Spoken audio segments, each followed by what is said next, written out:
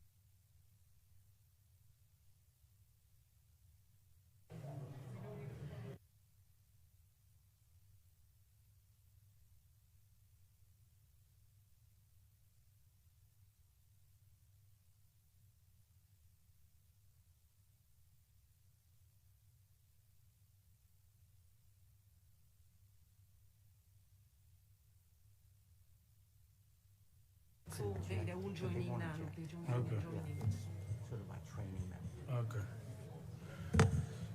Good morning, good afternoon, good evening, Your Excellencies, colleagues, ladies and gentlemen. Welcome back.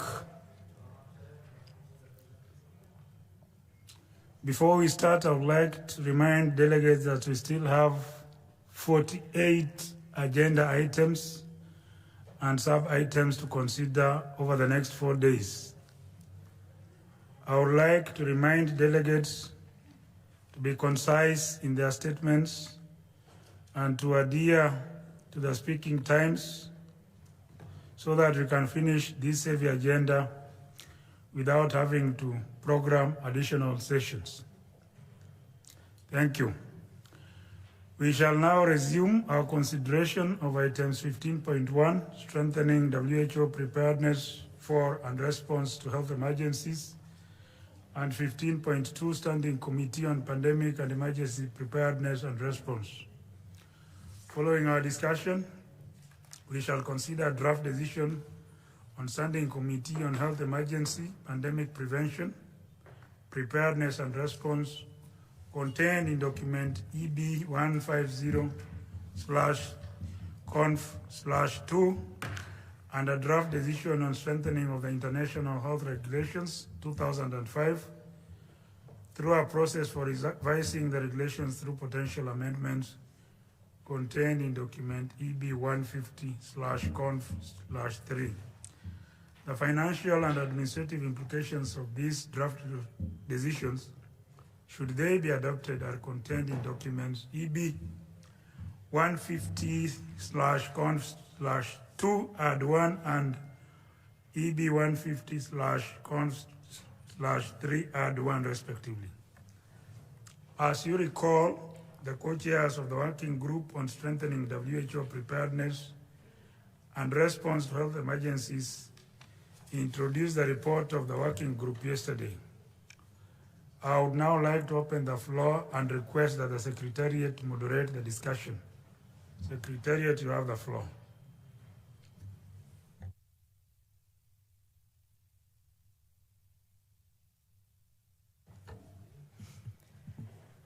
Thank you very much, Mr. Chair. May we first invite the distinguished delegate from the United Kingdom to be followed by France. Thank you. United Kingdom, you have the floor.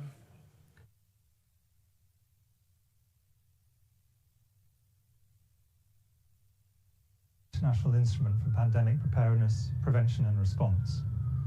The UK looks forward to hearing about the arrangements for the INB meeting and working with Member States on the next stage, where we can speak in depth on the potential content and form of a new instrument. We hope this will be legally binding under Article 19 of the WHO Constitution. There are two proposals from Member States that I want to speak on here. The first on targeted IHR amendments.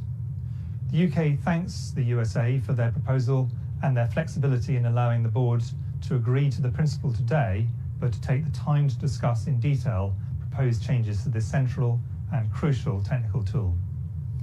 We also look forward to further discussions on areas highlighted by the IHR Review Committee, which do not require amendments to the texts, most notably the strengthening of the capacities and capabilities of the national focal points, which are essential in ensuring that state parties are able to respond swiftly in the event of a potential outbreak.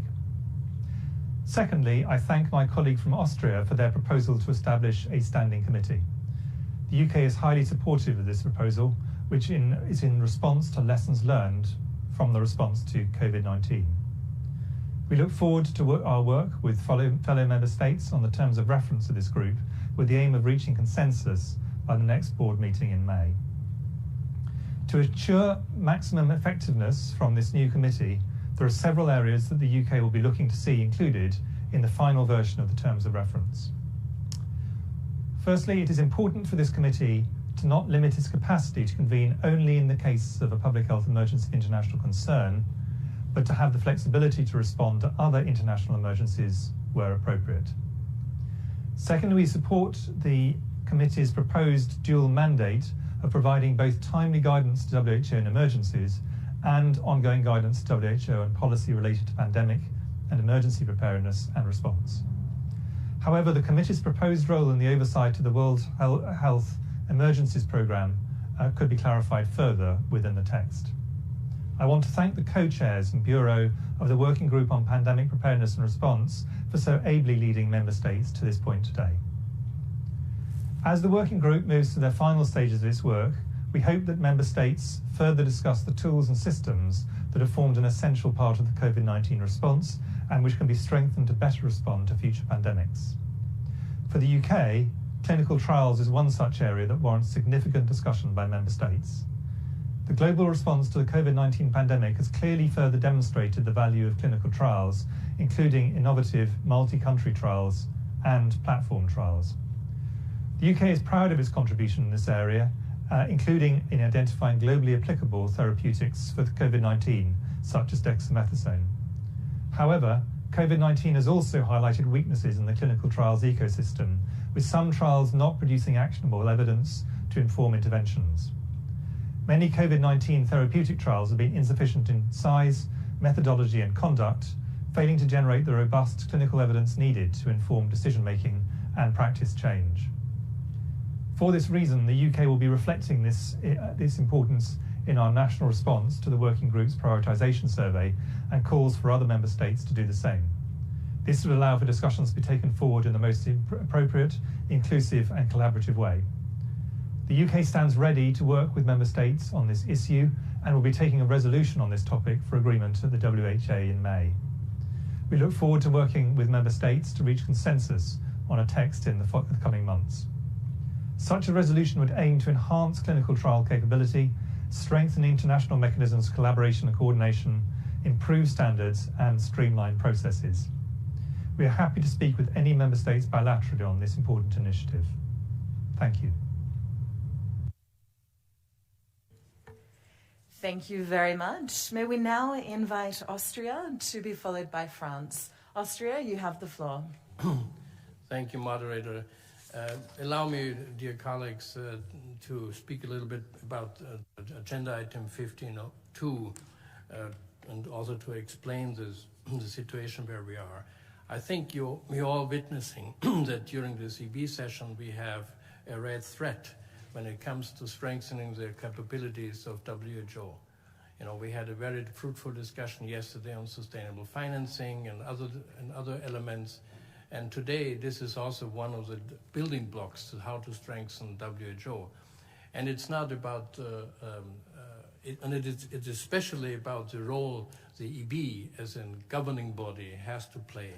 Because I think for a moment, as all EB members and as EB collectively, we should look into the mirror and ask ourselves if we really have lived up to the standards and to the expectation regarding a governing body of this organization in the last 2 years of this pandemic crisis. And we probably, and that might be a little bit painful for us to notice that we haven't been able to conduct our businesses really properly during the last 2 years because we didn't have the mechanism or whatever. Remember how long it took that we had a special session on the EB in fall 2020, probably much too late because very crucial decisions were already made without consultation of us as a governing body. I don't want to criticize this because you also find this in many panel reports in the meantime, and as Chris Whitney said, you know, this is one of the lessons learned out of this pandemic crisis, and I just refer to the independent panel report on pandemic preparedness and response, where you also find the notion and the recommendation that the EB as executive board, as a governing body, as a crucial instrument for governance, should establish a standing committee on health emergency preparedness and response.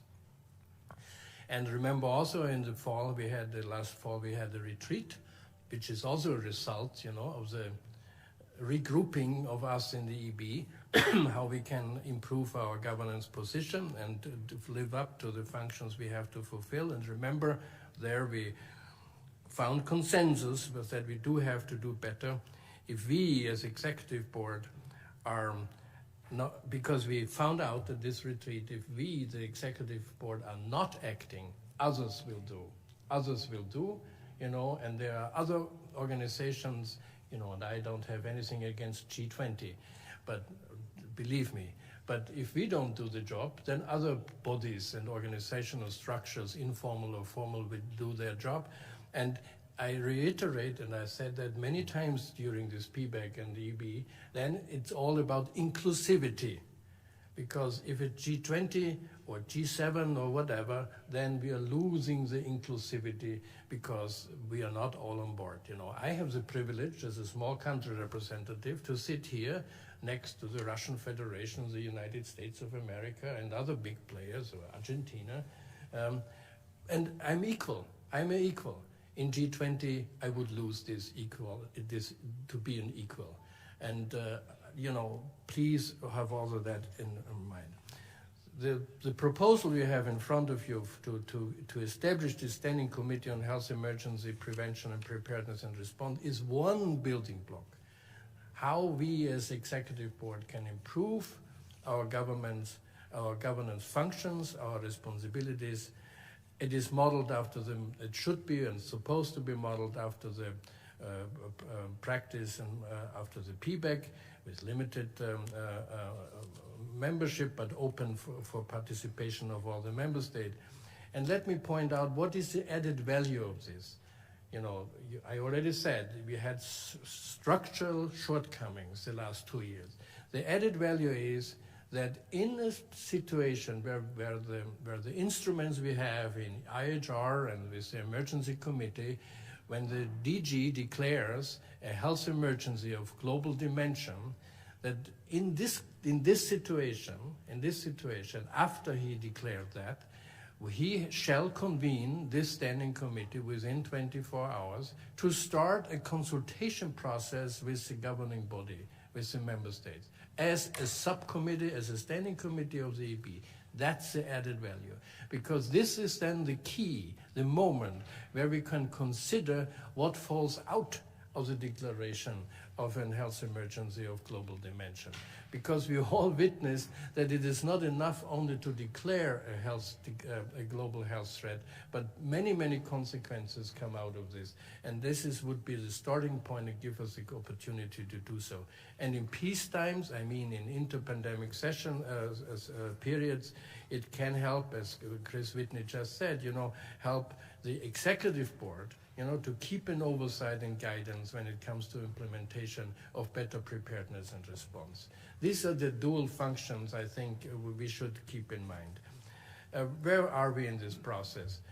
I tried to come up with terms of references, and we had 3 very constructive and very good informal consultations on the text of that, but we were running out of time. We are close to a consensus because I'm also willing to shape the terms of reference in a way that they are clear, that they make sure that we are not duplicating work, which are already laid out in the instruments of the International Health Regulation or the Health Emergency, the Health Emergency Committee. It has nothing to do with it because this is a standing committee of the EB coming afterwards, after a health emergency has been declared. So we have to do it right. We have to be clear in the language of the terms of references. But, and this is my point, I would like to ask you as members of the Executive Board, we should today decide to establish such a standing committee and ask the DG to facilitate further informal consultation on the terms of reference. Why do I ask to establish today this standing committee? Because we should send a political signal to the rest of the world, so to say, that we as Executive Board, once again as governing bodies, can put our act together, learn lessons, and try to do our business in a better way.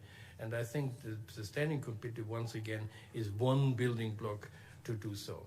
And the second part of the draft decision proposed by us is saying to facilitate further informal consultation on the terms of reference so that we can vote on them at the EB 151, and then the standing committee can take on its work. So this is what it is about, and I'm very happy that some of you will co-sponsor this proposal, as Denmark will, as France will, as Grenada will, Japan will, Oman, Slovenia, the United Kingdom, and members not represented in the board here, Belgium, Germany, Switzerland, and the United States of America, and some others will probably follow during their interventions. Thank you for giving me the floor and explaining a little bit what is behind. But once again, it is about strengthening the capacities of the Executive Board to do its job. It has nothing to do with the International Health Regulation. I want to make that very, very clear. It's about us as a governing body, and there shouldn't be an interference to all the decision-making processes which take place on a scientific ground, on evidence-based consideration to declare a health threat or a pandemic situation. Here it is what comes after that. And this is, this gap has to be closed. It's not a standing committee acting on behalf of the EB. It's a standing committee of EB. It cannot work on its own. It always has to report back to the EB, like PBEC. It's modeled after PBEC. So thank you very much, and I really ask you for a strong support and also the political signal that we can learn something from the lessons we have made, or that we have learned over the last 2 years. Thank you very much. Thank you very much, Austria. May we now invite Japan to be followed by France. Japan, you have the floor.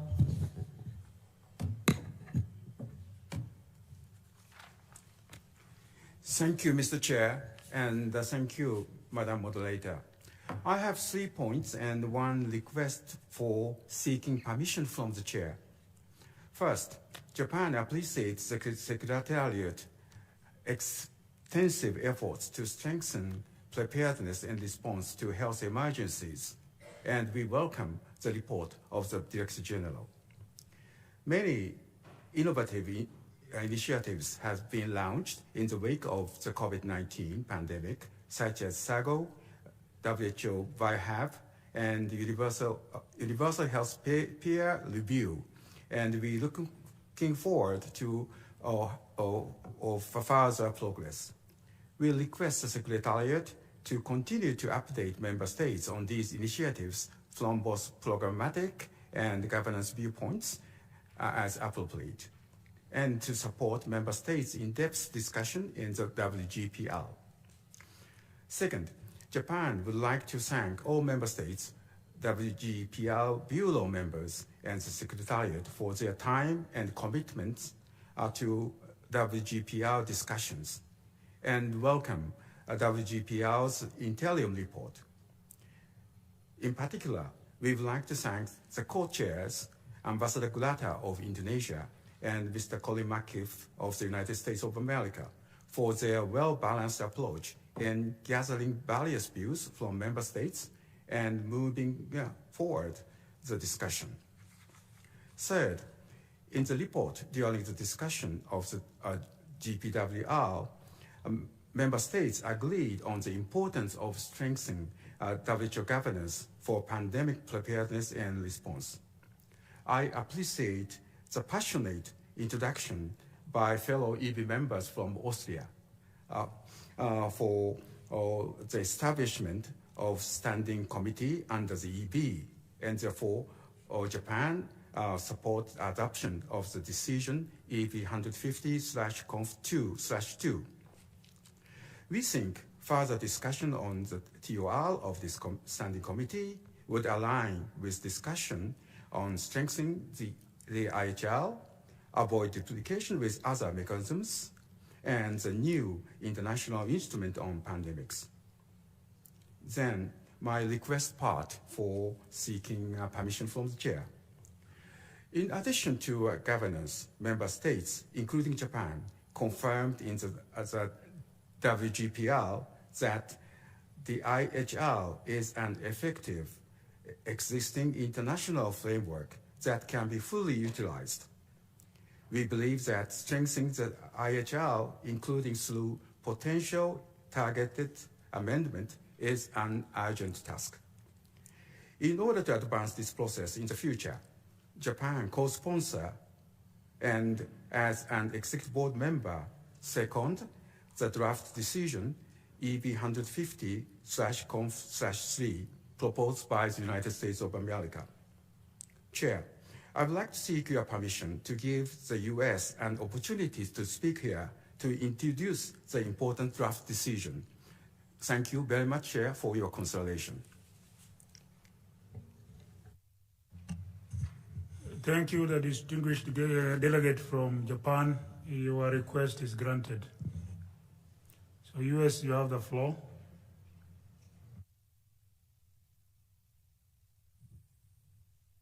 Thank you very much, Mr. Chair, in regards to the honorable delegate from Japan for this invitation. The United States strongly supports the ongoing efforts to strengthen WHO and make it more agile, transparent, and efficient. On behalf of more than 40 member states, we are pleased to propose a decision for the Executive Board asking member states of WHO and states parties of the International Health Regulations of 2005 to discuss targeted amendments to the IHR and address specific issues, challenges, or gaps that are crucial to their effective implementation. The draft decision also requests the working group on preparedness and Chairman, this is the English booth interpreter. From the team leader, I'm afraid we can't hear the delegate very well. Thank you.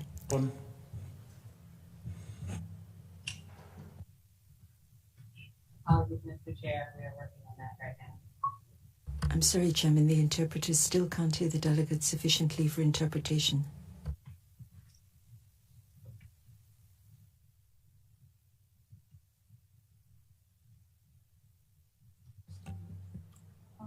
Maybe we can come back to the United States in a minute as they sort out the technical hitches.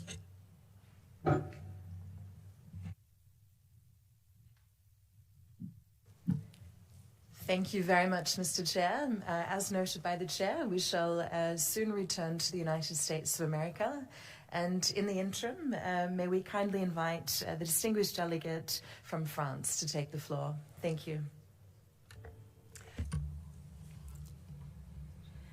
Thank you, Director General. Thank you. Chairman, Members of the Executive Board, ladies and gentlemen, thank you for the presentation. We are now speaking in our national capacity to support the work that Austria has done and the proposal they're making. However, I first of all need to make a statement on behalf of the EU and its 27 member states, including the Republic of Macedonia, Montenegro, Albania, the countries in the stabilization and association process, Ukraine, the Republic of Moldova, Georgia. All those countries endorse this statement, which concerns generally the two agenda items 15.1 and 15.2. The Union and its member states thank the Director General for his report on the strengthening of preparedness and response, and we welcome the establishment of a process which we hope will lead to a conclusion of a treaty on pandemics. We are impatient to start working on text. We urge future members to mobilize and make contributions to our consideration. We also support the full mobilization throughout the discussions, not only to welcome people's expertise, but also to ensure consistency with the WHO's coordinating role in respect of global health. Jules Verne said, when it goes about undoing, it seems like all ambitions easily combine. Let us be unambiguous. We do not see the need for another health agency in charge of health emergencies. We want a strong WHO. To achieve that, we need to address the challenges and ambitions that the COVID-19 pandemic has revealed and brought to light. Transparency, inclusiveness, access to all the information WHO needs to help the international community prevent, prepare for, and respond to health emergencies, leaving no region of the world behind. The launching of negotiations on a new instrument is the first tangible step by the Working Group on Pandemic Preparedness and Response. We now await the possibility of examining other recommendations made by the evaluation groups, including the modernization and adaptation of the IHR. The EU and its member states support the idea of creating a new subcommittee on health emergencies. In the coming weeks, we should consider the terms of reference of such a subcommittee. Such a subcommittee should be conducive to optimal oversight by member states of WHO's work in health emergencies and help in reducing the gap between recommendations and their implementation. It is also essential to integrate the creation of this subcommittee into a broader reflection on the governance of WHO and in the process of strengthening the global governance of acute health crises. The idea of a Global Health Threats Council put forward by the IPPPR could also be further examined. Obviously, in life, you need the means to achieve your ambitions. This applies to individuals as well as to international organizations. The EU will do its utmost to ensure there is a balance between the mandate of WHO's general program of work and its resources. We will work for a consensus on the sustainable financing of the base budget of WHO. Therefore, we are in particular committed to finding ways to fully fund its emergency program and the contingency fund for emergencies. We call on the Working Group on Sustainable Financing to integrate its work on financing with ongoing reflections in other fora, including the idea of creating a new financing mechanism for preparedness and response. We as member states need to walk the walk. The truth is simple. Without the necessary funding and the right governance, WHO cannot perform at her best. Thank you.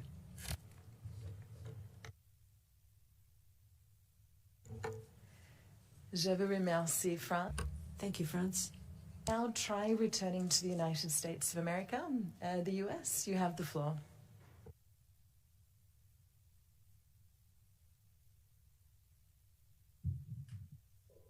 Thank you very much, Madam Moderator and Mr. Chair. Apologies again for our technical difficulties.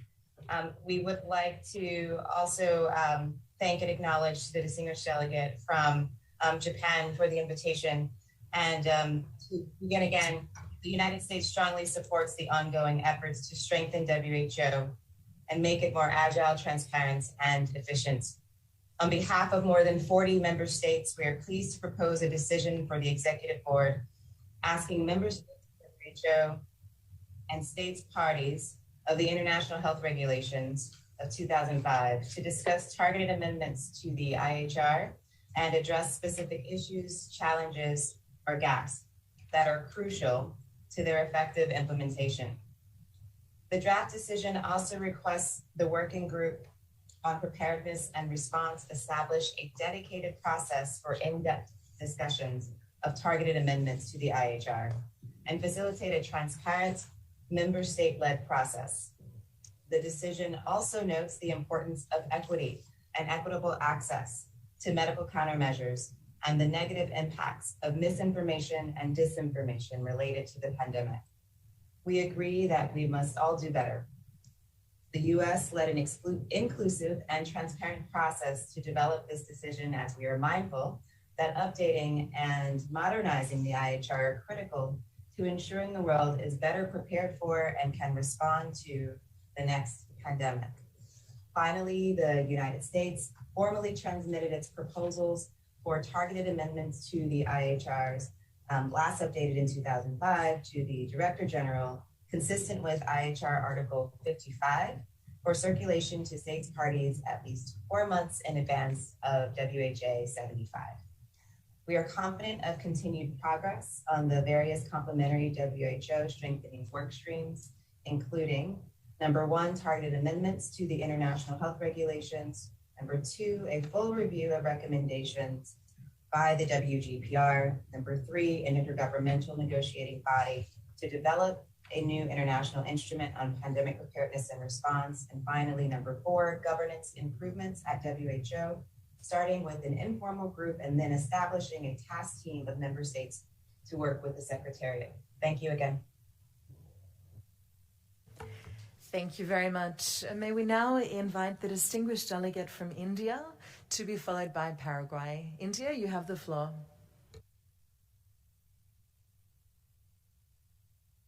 Chair,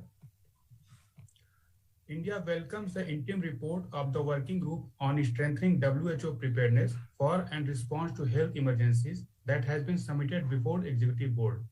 We particularly welcome that WGPR has strongly highlighted the issue of inequity in the global pandemic response and the need for addressing it as a top priority.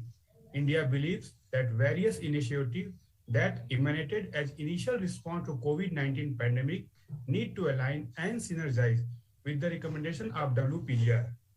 Within its normative function, we compliment WHO for taking initiatives for reviewing existing IHR assessment tool with emphasis on strong sub-national presence, the Universal Health and Preparedness Review Mechanism, creating a global hub for pandemic and epidemic intelligence and a biohub system. Chair, all such initiatives need to be carried forward through a consultative member state-driven process, especially when some of these initiatives affect the sovereignty of members and their rights under Convention of Biological Diversity and Nagoya Protocol on access and benefit sharing. India strongly believes that vaccine inequity has brought to the fore the inevitable need to discuss and negotiate an access and benefit sharing framework for sharing of human pathogen of pandemic potential, including genetic sequence information. Given the prominence of equity in WGPR discussion, such a framework could be discussed by WGPR under its ongoing work. Chair, India reiterates its position regarding need to further strengthen the IHR through potential amendment with the goal of their universal application for the protection of all people of world from international spread of disease in an equitable manner. We would therefore co-sponsor the resolution titled Strengthening of the International Health Regulation for revising the regulation through potential amendment presented by delegation of United States. India in principle support the proposal of Austria forwarded by DG for establishing a standing committee on pandemic and emergency preparedness and response. India has been advocating to strengthen WHO governance and for its increase and inclusive participation of member states in decision making. However, India would highlight that this requires detailed member state consultation. Therefore, it is important that such a committee is established in a stepwise consultative manner with a certain degree of clarity about its function and terms of reference before its launch. Thank you.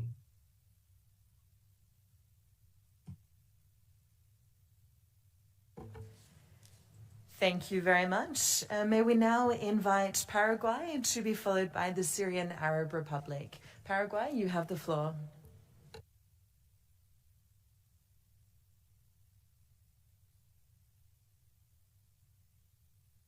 Muchas gracias por darnos la palabra. Paraguay toma nota de los.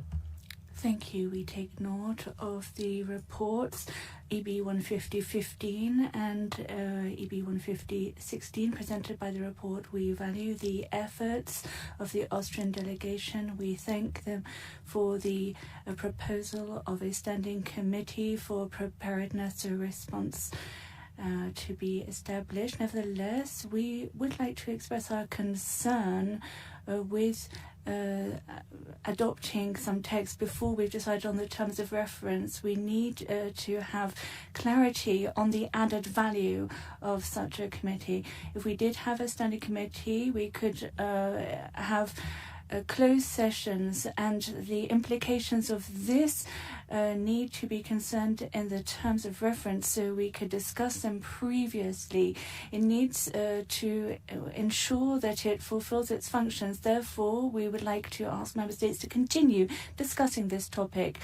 We would like to thank the co-chairs for their very hard work and the presentation of the preliminary results. We would like to have more information from Member States for analysis of methods of implementation. We feel that it's very important that the working group take into account the various diverse initiatives already undertaken so that we don't have duplication, and we ensure that the best practices of the world are taken into account by the working group, that they prioritize strategies which are timely and equitative in terms of sharing of benefits, overcoming the current disparities between and within countries. We need equity to be overcome because it has become the principal barrier in this pandemic. In preparedness and response, including the possibility of a future instrument, we need to ensure that we have a timely provision of medical services, including medicines, vaccines, and there should be transparency in technological transfer to developing countries, and that equity be central in rolling this out. Cooperation worldwide. This pandemic showed us that preparation and response required financial resources and respect for the principles of joint but differentiated responsibilities. Finally, we'd like to say that we need to guarantee equity as a fundamental pillar of all efforts and all preparedness and response, respecting the international health regulations. Thank you. Thank you very much. May we now invite the Syrian Arab Republic, who will be delivering a statement on behalf of the Eastern Mediterranean region.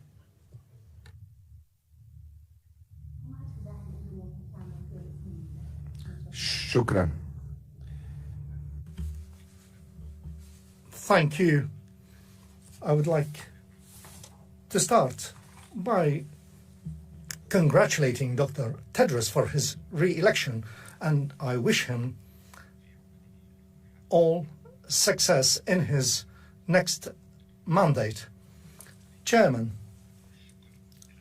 the member states of EMRO would like to thank the Director General for his report on strengthening WHO preparedness for the response to health emergencies. The report sheds light on following important issues: the use of IHRs, and their amendment is a step in the right direction, and we need new measures to deal with such situations. Therefore, the organization is called upon to help member states and to allocate necessary resources. We support the efforts to develop an early warning system and to have a surveillance mechanism, a comprehensive surveillance mechanism for all diseases. We also support the effort to establish a center to collect data about pandemics and endemics. We at EMRO, we support the strategies for combating disease, especially when it comes to genetic sequencing and the use of the newly created biological center.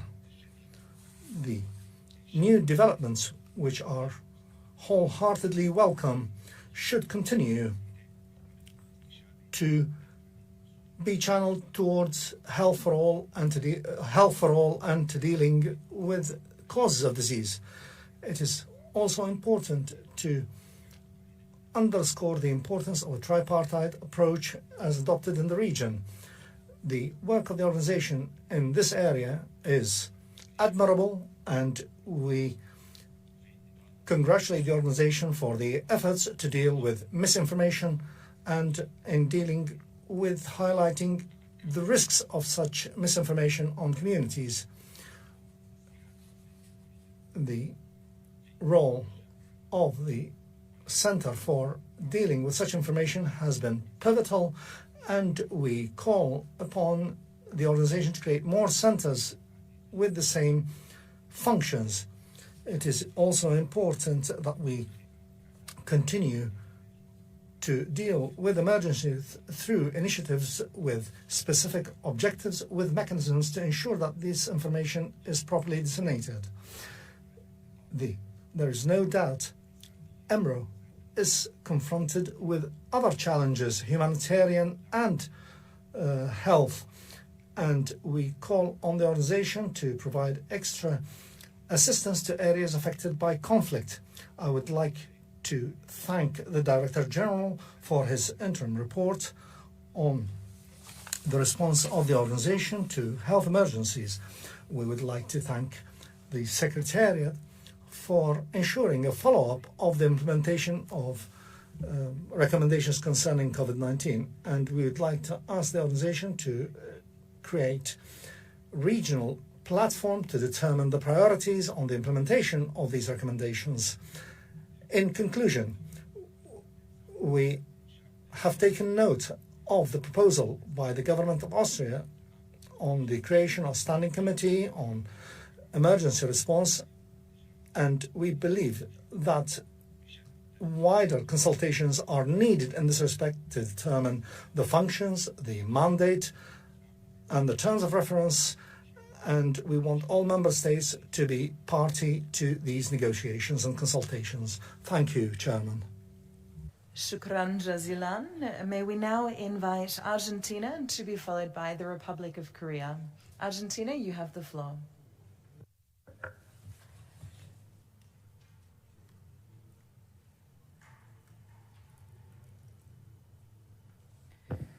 Gracias, señor presidente. Thank you, Madam Chair. Argentina took note of the report and recognizes the work undertaken by the Secretariat, the co-chairs and member states throughout this process.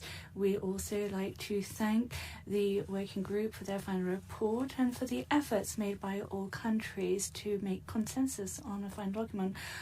Argentina is committed to the process, and we have already looked and the 131 recommendations and with the self-assessments, we'd like to say that we are fully committed to IHR 2005. In this framework, we're working on strengthening the self-assessment tool and health regulations together with member states, but also in terms of the specific amendments, we cannot agree with them without seeing the whole document. We would like to support the United States draft for starting on a consensual, transparent process for amendment of the IHRs, taking into account the needs of all member states with regard to having a global information system for publishing information rapidly on outbreaks.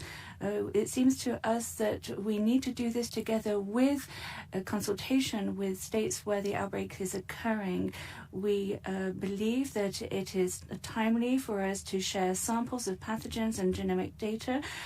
We recognize the obstacle of not having equity, but we underline the need to work together at the same time and ensure that distribution is just and equitable, and the benefits derived from the use of these genetic resources should be shared. With regard to the work of the Working Party,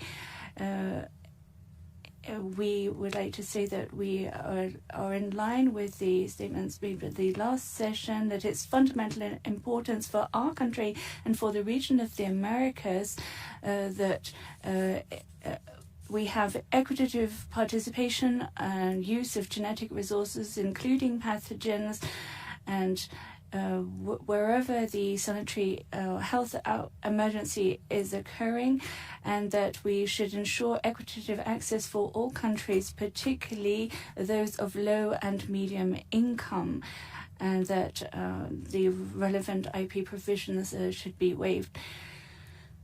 With regard to preparedness and response for emergencies, we'd like to thank Austria for their presentation. We are still studying the proposal in the framework of the overall process of reform of WHO and of the IHRs. We believe that any decision around a creation of such a standing committee should be evaluated within the framework of these other important processes that I've just mentioned in order to determine its function and its mandate prior to taking any decision on its establishment. Thank you.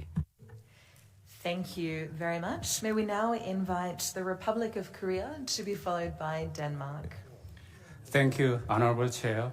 The Republic of Korea would like to stress that supporting low and middle-income countries to have sufficient response capacity is vital to ensure the safety of all countries.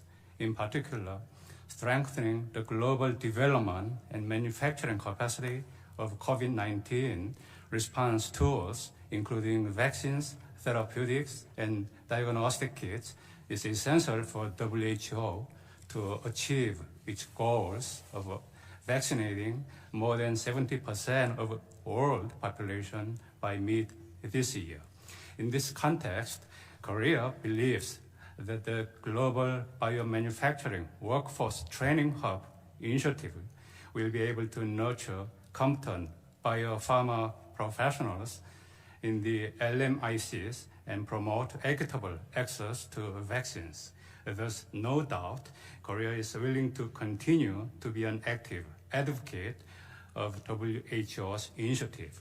Honorable Chair, Korea would like to point out that we need an effective surveillance tools and systematically collects, analyzes, and interprets data regularly for us to adequately prepare for and respond to health emergencies. To realize this, we need to establish a real-time sharing network for emerging outbreaks and strengthen the individual capacity of each country. It is delightful to see that WHO is heading towards this trajectory. Korea particularly welcomes the launch of the WHO Hub for Pandemic and Epidemic Intelligence and the WHO Bio Hub, and will spare no effort in supporting their operations. Chair, Korea would comment on the establishment of the Standing Committee on Pandemic and Emergency Preparedness and Response. Korea welcomes the establishment of the new platform, as we recognize that it will increase WHO's capacity to rapidly respond to health emergencies. Regarding the terms of reference of the Standing Committee, Korea believes it is important for us to clearly identify the scope of work among the EB, the new Standing Committee, and the existing Emergency Committee under IHR. Furthermore, since the new Standing Committee is proposed to be operated even when a public health emergency with international concern is not declared, we need to specify the role it would play on a regular basis. Chair, Korea believes it is necessary to raise the issue of membership, which is proposed to be limited to EB members, and it is a matter that requires more attention before we can finalize it.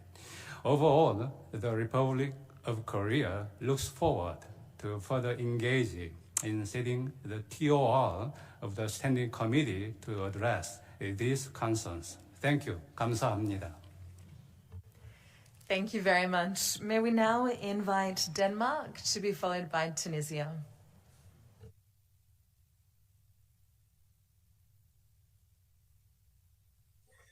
Thank you, moderator, and thank you, Chair. Dear members of the Executive Board, dear Director General, and dear delegates, Denmark aligns itself with the statement made by France on behalf of the EU and its member states. Denmark applauds the important work of the Working Group on strengthening WHO preparedness and response in considering the findings and recommendations of the independent panels and review committees. The COVID-19 pandemic has made it clear that there are several ways to align the work of WHO further to the diverse demands of health emergencies. The strengthening of IHR implementation and compliance plays a vital role in preventing future health crises. Going forward, we need to make sure that the process of strengthening the IHR through potential targeted amendments is coherent with and complementary to the forthcoming negotiations on a pandemic agreement. We see potential targeted amendments to the IHR as an opportunity to modernize and optimize relevant elements of the IHR, provided that the basic structure of the IHR is preserved. Therefore, further deliberations are needed to clarify the possible consequences of targeted amendments. We would also like to thank Austria for the proposal to establish a standing committee on pandemic and health emergency and response, which has triggered an important debate on the respective roles of the member states, the executive board, and the secretariat. In our view, there is a need for further clarification on the mandate, the terms of reference of a potential standing committee, and on how to ensure that its mandate is coherent with forthcoming discussions on a new pandemic instrument, as well as with existing legal provisions. With that said, we look forward to engaging constructively in that further discussions as a co-sponsor of this proposal. In strengthening WHO preparedness and response to health emergencies, we must not lose sight of the overall mandate of WHO. It is important to safeguard the capacity of the organization to handle its core tasks as defined in the Constitution, thus maintaining its normative role in a standard-setting organization in global health. To do so, we must make sure that the WHO is properly financed. Denmark commends the tireless efforts of the Working Group on Sustainable Financing in providing recommendations to ensure that WHO is funded in a sustainable manner. As the deliberations continue, we are confident that together we can find a way to make the financing of WHO as sustainable as possible. Mr. Chair and Madam Moderator, the leading role of the WHO is vital in securing resilient global health structures. We must aim high to make sure that WHO is well prepared to prevent and respond to future health emergencies. I thank you. Thank you very much. May we now invite Tunisia to be followed by Slovenia. Merci beaucoup. Thank you very, very much. I'd like to wish you all a good day. We would like to thank WHO for their support to the working group in strengthening preparedness and response of WHO for emergency situations, having taken note of the intermediate report of the working group. we would like to underline the importance of equitable access in a timely manner to medical countermeasures and reduction of obstacles to access and distribution, particularly for prevention and responses to sanitary emergencies, to health emergencies. We call on WHO to strengthen local capacity, particularly in low and middle income countries, for creation of medical products, local production for emergency situations, to promote the transfer of technology. We recommend that the Working Party looks not only at research problems, research innovation, but also at production of the medical products needed in emergency situations, including transfer of technology, flexibility of the TRIPS, taking account of the flexibility under the TRIPS agreement, so that we have universal and equitable provision of health, so we really achieve universal health coverage. We support Austria's proposal. We thank Austria for the proposal of a standing committee on preparedness and response to pandemics and to emergency situations, for providing advice and recommendations on the work undertaken and the policies for preparedness and response in pandemic and emergency situations. And within this framework, we'd like to invite the WHO Secretariat to clarify the means for exchange with that working group for preparedness and response, strengthening WHO's preparedness and response to emergency situations, and international bodies. For instance, the Intergovernmental Negotiating Body, which was proposed at the special session in November. Thank you. Thank you. May we now invite Slovenia to be followed by Ghana. Thank you, Ms. Chair. Excellencies, ladies and gentlemen, Slovenia aligns itself with the statement made by France on behalf of the European Union and its member states. The COVID-19 pandemic has been a test for all of us regarding our preparedness and capacity to respond to events such as present pandemic. It's fair to say that we were not as ready as we could be. We have, however, made an important progress and now understand much better what needs to be done, which has also been made very clear in the report of the Working Group on Strengthening WHO Preparedness and Response to Health Emergencies. We would like to thank the Working Group and its Bureau for the report and for all the hard work that has been put into finding solutions that will strengthen the ability of the WHO to better tackle health emergencies. While the group has already had some very concrete results, such as paving a way towards a new legal agreement against pandemics and health emergencies, its mandate should remain ongoing as we look towards IHR strengthening and other recommendations. As we move forward, both with the international negotiating body for the new agreement and other work of the Working Group on Preparedness and Response, we must harness the power of collective knowledge and share best practices generously, listening to a wide array of relevant stakeholders. Thank you, Mr. Collin, to invite us yesterday to get involved and to contribute. We will do it.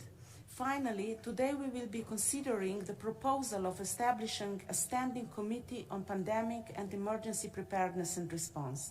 We would like to thank Austria and my dear colleague Dr. Auer for championing this proposal. Indeed, in the beginning of the pandemic, the EB found itself without a proper mechanism to address the crisis in a quick, agile and effective way. And we simply cannot continue that way, as it was so well explained by our Austrian colleague. While some details are still to be thought through and negotiating, I believe there is a broad consensus that such a committee is a step in the right direction to prevent our collective impotence in the future. Slovenia certainly supports the proposal to establish the committee and looks forward to develop a more precise terms of reference of the committee. Thank you very much. Thank you very much. May we now invite Ghana to take the floor? Thank you, Chair. Ghana is honored to deliver the statement on behalf of the 47 African member states. We thank the DG for his report summarizing steps taken to date and the further work needed to be done to strengthen WHO's capacity to provide effective support to member states to strengthen their capability for effective health, emergency preparedness, and response. We support the approach adopted by the Secretariat in advancing this important piece of work and welcome the focus on the three main outcomes for achieving the target of 1 billion more people better protected from health emergencies. We support the Secretariat's call for additional resources to meet the scale, nature, and urgency of the support requested by member states to build IHR 2005 core capacities, noting that such calls for extra resources will become minimal when member states finally agree to increase our access contributions to WHO. In noting the report, we recognize the importance of collaboration and sharing and the critical role of strong health systems in effective emergency preparedness and response, both in countries and globally. We therefore request the Secretariat to include in future reports on this subject the work done to promote the transfer of knowledge and technology among member states, especially to developing countries, to increase their capacity for local production during health emergencies. Future reports should also include information on work done to strengthen health systems in countries and to facilitate equitable access to medical products during health emergencies, as well as for promoting IHR compliance and implementation. We take note of the interim report of the Working Group on Pandemic Preparedness and Response and thank the co-chair and the Bureau for their leadership and hard work. We request that future meetings of the Working Group, including thematic deep dive sessions, take into account the limited capacity of small delegations and ensure that no meetings are organized in parallel with other official WHO events convened by member states. This will promote effective participation by all delegations and facilitate consensus on recommendations for the final report. On the Standing Committee on Pandemic and Emergency Preparedness and Response, we thank Austria for proposing and leading informal consultations on this subject and appreciate the Secretariat's technical support in this regard. The African region shares the view that a Member State Standing Committee on Pandemic and Emergency Preparedness and Response who play a critical role in promoting coordination during the health emergencies. That is why we must ensure that such committee is inclusive, transparent, and supportive of the scientific and technical advice provided to the DG during public health emergencies. Because of the necessity for transparency and inclusivity, we emphasize the need for membership of the committee to reflect the diversity of the WHO's membership and for all its meetings to be conducted in line with the rules of procedure of the EB, allowing for participation without votes by all interested member states not represented on the committee. Furthermore, a subsidiary body of EB, the powers of the subcommittee on pandemic preparedness and response must be limited to the mandate of the executive board. Therefore, we do not support any proposal that clothes the subcommittee on pandemic preparedness and response with the power to bypass the EB, make decisions without reference to the executive board, or take actions with the effect of varying treaty obligations under IHR 2005.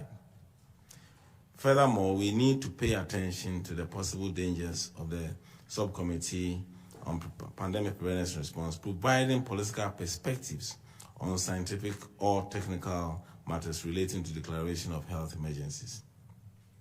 In conclusion, given that the working group on pandemic response is already dealing with the matter of strengthening WHO's emergency response, preparedness and response, we request that the proposal to set up the subcommittee be presented for discussion by member states under the working group on pandemic preparedness and response. Thank you. Thank you very much. May we now invite Peru to be followed by Bangladesh.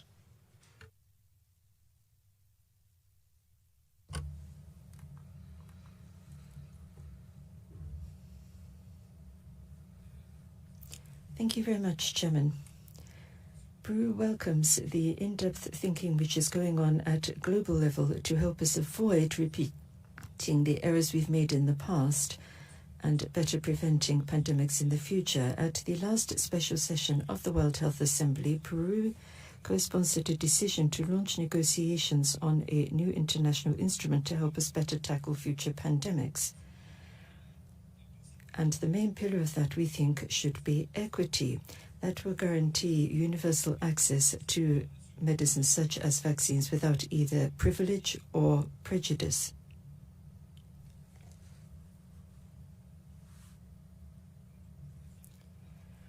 We hope this will help us to improve our preparation for and response to pandemics in the future.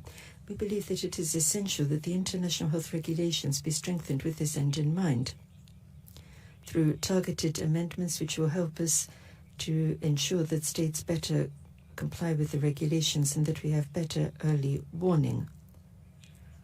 We trust that the working group on WHO pandemic preparedness and response will be able to carry out this very important task in order to ensure that we can have specific positive results in the near future. My delegation would like to thank the delegation of the United States for having presented a draft decision on this particular agenda item. This is an initiative that is being co-sponsored by Peru. Last but not least, we welcome the proposal of the delegation of Austria to set up a standing committee on pandemic and health emergency preparedness and response under the aegis of this executive board.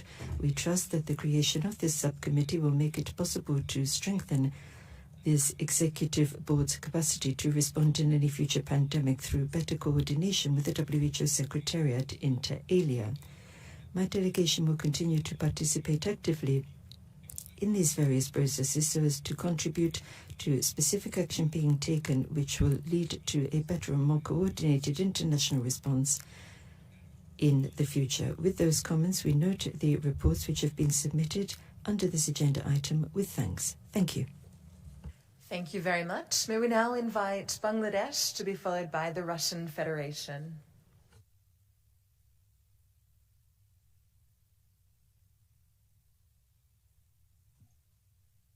Thank you, Madam Moderator. Mr. Chair, let me begin by thanking the Secretariat for the presentation of relevant reports. I take this opportunity to commend the delegations of Indonesia and the United States for their hard work in the WGP. While we are awaiting for the INB to begin its work on a pandemic instrument, we recognize that the efforts are being made to amend the IHR 2005. In this connection, we appreciate the Secretariat for the recommendation dashboard to identify the critical gaps in the areas leadership and governance, system and tools, finance, and equity. Going forward, we emphasize on a coherent process based on inclusivity and transparency to amend the IHR. We are saddened to note that the pace of progress in achieving the targets of 1 billion people better protected from health emergencies has declined due to the impact of COVID-19 pandemic. Hence, it is essential to expedite the implementation of 13 program of work during extended period with adequate financial support. We live in a highly interconnected world where technology has narrowed the physical distance among states. Nonetheless, it didn't result in closing the technology divide that is keeping the health systems fragmented. Against this backdrop, we welcome new technological solutions, including use of artificial intelligence for early warning. We admit the need of increased resource allocation to enhance the capacities of WHO in disease surveillance. Moreover, an enhanced international cooperation is needed to support developing states, strengthen their health systems. Mr. Chair, We emphasize for a member state-driven process to discuss access and benefit sharing framework for the sharing of human pathogens of pandemic potential, including genetic sequence information under the auspices of the Convention on Biological Diversity and the NOGAD Protocol on Access and Benefit Sharing. In parallel, detailed discussion on the BioHub facility, the pandemic intelligence from open source and the Public Health Emergency Operations Center network may take place in the WGPR. The WHO's reliance on such mechanisms for emergency preparedness and response, which are not accountable to WHO governing bodies, is a matter of concern. We ask for transparency and accountability of these mechanisms to WHO governing bodies. On SCPPR, we welcome any measures that strengthen IHR mechanism, but urge for more participatory discussion at the informal level to finalize its terms of reference. However, it seems to be premature to decide on the formation of such an important committee when substantive discussions are yet to be completed. To conclude, Mr. Chair, Bangladesh would strongly support the measures to equip WHO with adequate resources, effective tools, and efficient mechanisms to strengthen its core capabilities. I thank you. Thank you. May we now invite the Russian Federation to be followed by Oman.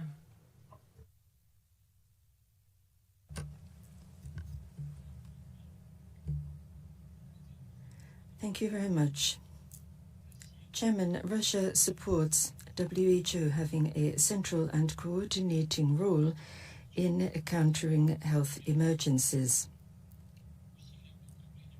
It is important that efforts to strengthen global preparedness and response to pandemics focus on solving practical problems. We need to strengthen national health systems, to develop regional and sub-regional cooperation and ensure mutual trust and cooperation at global level. All the following issues are of great importance: strengthening laboratory infrastructure, improving health controls. Barriers, for example, are necessary against infection, but not against people or cargo. Strengthening and speeding up the preparation of diagnosis kits, medicines, and vaccines. Increasing the possibility of large-scale production of them, introducing genome sequencing, using digital transformation of monitoring and forecasting new infectious outbreaks, and using quick reaction teams and mobile laboratories. Our country is ready to increase its action in these areas and is already actively helping other states. We have provided free of charge mobile laboratories, test kits, and trained staff. We also help with genome sequencing in our scientific institutes. We help with researching into herd immunity against the new coronavirus, and we cooperate on transfer of technology on COVID-19 vaccine production. In October last year in Kazan, together with WHO, we held first international studies on mobile laboratories, quick reaction mobile laboratories, and several countries participated in that. We've also drawn up standards on mobile laboratories. As I say, France, Belgium, Germany, Armenia, Azerbaijan, Kazakhstan, Belarus, Tajikistan, and other countries participated in this. In November, our scientific institute, Microbe, received the status of a WHO coordinating center for quick reaction to infectious disease outbreaks. We think we need to work harder to fight the distribution of false and unreliable information, because this prevents effective scientifically based measures being taken to fight epidemic outbreaks, and it undermines international cooperation in fighting epidemics. We support the setting up of a scientific consultative group within WHO on the origin of new pathogens, and we are prepared to cooperate with that. We think the Intergovernmental Group on Strengthening WHO's pandemic preparedness and response needs to concentrate on analyzing the recommendations of expert bodies as provided by the WHO resolution. It's very important that we look at the possibility they have for building a consensus and then determine whether they should be brought in or not. There's also the survey to be taken into account and its results. We believe it is essential to update the international health regulations too. The appropriate amendments to the IHRs could bring them more into step with modern technical and technological developments and the latest digital transformations in biotechnology. Together with our partners, we are ready to look at any proposals to improve the IHRs, which will be brought in due time, and we intend to make some ourselves. Our proposals will be based on strengthening the role of national IHR coordinators, improving laboratory infrastructure, developing regional and global networks under the aegis of WHO, increasing cooperation between countries on implementing the rules, and ensuring free movement of medical staff and technology used to fight infections when restrictions are placed on movement. We do not believe that any changes to the international health regulations, however, should affect the underlying principles of the rules or undermine the sovereignty of countries or regions in ensuring health and/or biological security. We reject any proposals which could be used as grounds for interfering in the international affairs of nations, including the holding of international investigations carried out on the basis of rumors and information unconfirmed by states. We do not think that we need outside assessment of national potential for emergency preparedness and response, and neither are we ready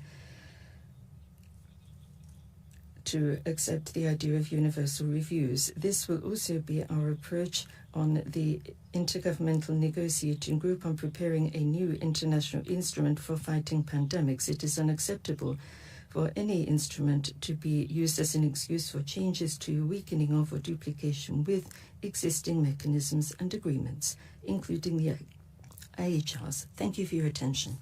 Thank you. May we now invite Oman to be followed by Colombia.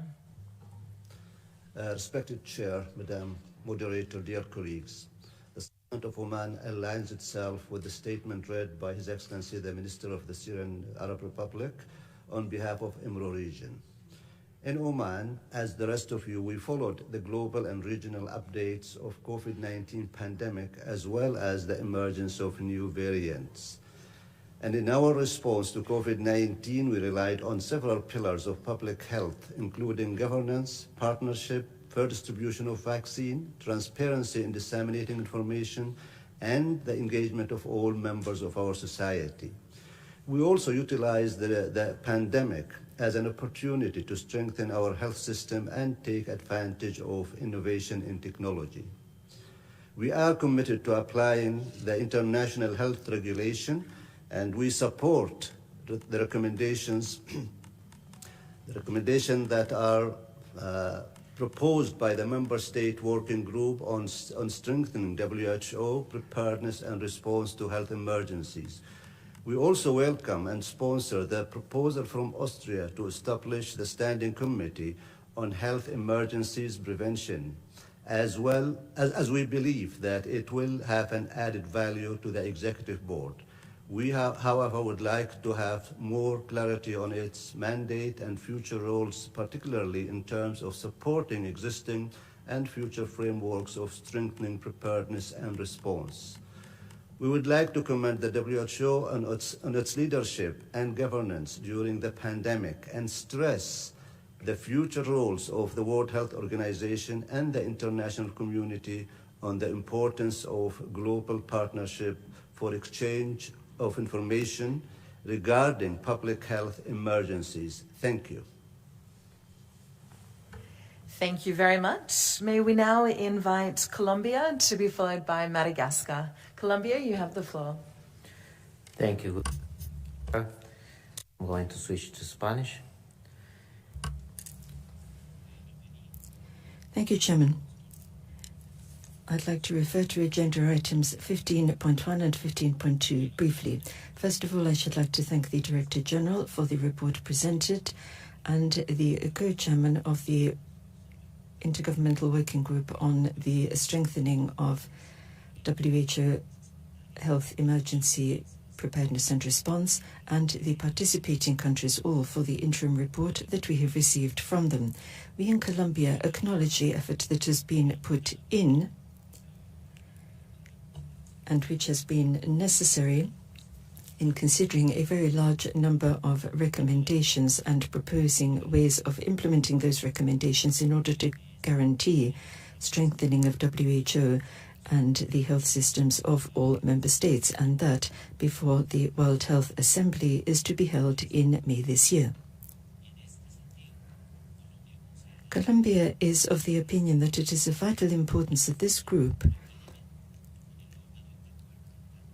coordinate with the Intergovernmental Group for negotiating a new international instrument on pandemics, avoiding duplication or overlapping of terms of reference or tasks carried out.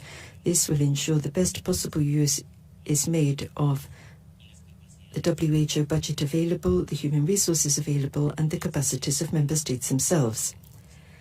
On the same point, we would like to underscore that the intergovernmental negotiating body needs to take into account the results achieved by the Intergovernmental Working Group on the strengthening of WHO's health emergency preparedness and response. Furthermore, Chairman, we would like to highlight one or two points which are of particular relevance, such as the need to strengthen the role of the World Health Organization in tackling health emergencies on the principle of equity, which should underpin all the action it takes.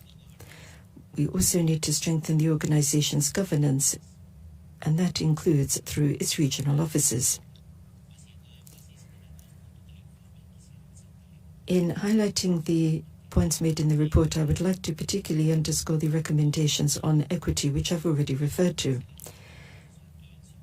This is essential in prevention, preparedness, and response when dealing with pandemics, and also in respect of the development of tools and the taking of countermeasures, production of and access to health technologies and medicines. On agenda item 15.2, the Standing Committee, I would like to highlight the importance that the international health regulations have had and continue to have as a legally binding instrument for Colombia. They are essential in preventing public health emergencies. They are, of course, as we all know, an instrument that has been acceded to by 193 countries. We think that the ongoing process for amending this instrument should be cautious and careful, targeted on specific objectives and on making them easier to apply and implement when required. We also think we should avoid a prolonged discussion on an integral negotiation on this instrument. The world is requiring us to take action and to take it now, and that goes for individual member states and the WHO. We are grateful for the proposal from the United States in respect of the process for revision of the IHRs.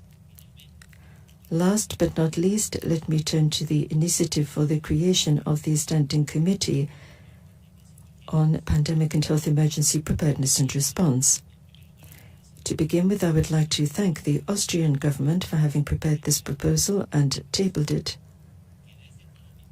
And as far as Colombia is concerned, we think that it may well contribute to WHO being able to strengthen her governance and her response to challenges which will arise in the future. At the same time, we think that these new governance mechanisms need, as the representative of Austria himself said, to preserve the terms of reference and decision-making power of this executive board and of the Director General, and indeed of the various instruments and committees which the organization already has. It is crucial that the committee preserve the technical nature of WHO and takes into account the inputs of various other scientific bodies working on these issues. We recognize that the strengthening of the executive board is also essential when we are talking about WHO's response to future international health emergencies. With that, let me just say that in order to make headway in the debate on the creation of this subcommittee, we think that its goals, scope, and the terms and conditions for its operation need to be discussed in greater depth by member states, and Colombia would be very interested in actively participating in this process.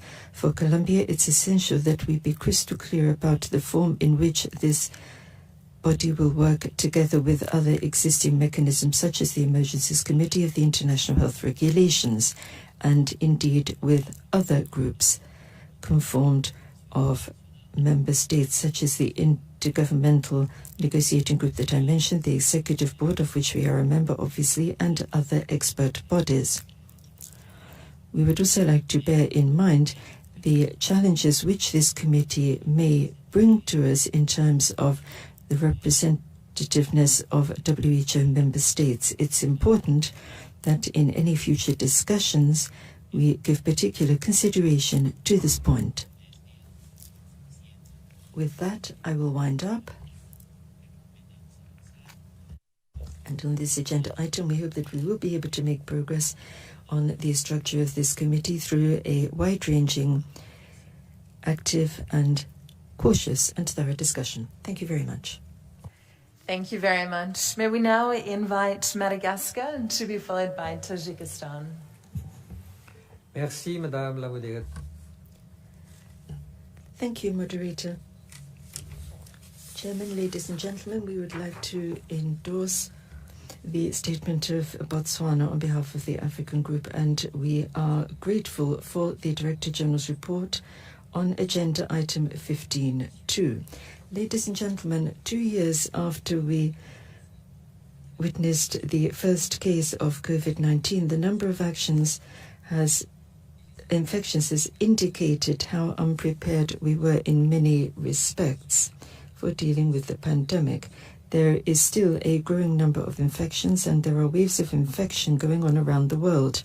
We need to reinvest in our health systems where there's been a lack of investment, particularly in emergency preparedness and response, to avoid the health, economic and social impact of such outbreaks, which are obvious as we can see. We think that the creation of a standing committee for pandemic and health emergency preparation and response will make it possible for us to improve WHO's operations and indeed the role of member states in examining work concerning the proposed policies and action. We also think it will accord more legitimacy to member states in the guidance which they provide to the WHO Director General. Thank you. Thank you very much. May we now invite Tajikistan to be followed by Kenya. Thank you, Chairman. To begin with, I would like to thank the Secretariat for having prepared the report on agenda items 15.1 and 15.2. Tajikistan supports Austria's proposal about setting up a standing committee on health emergency and pandemic preparedness and response.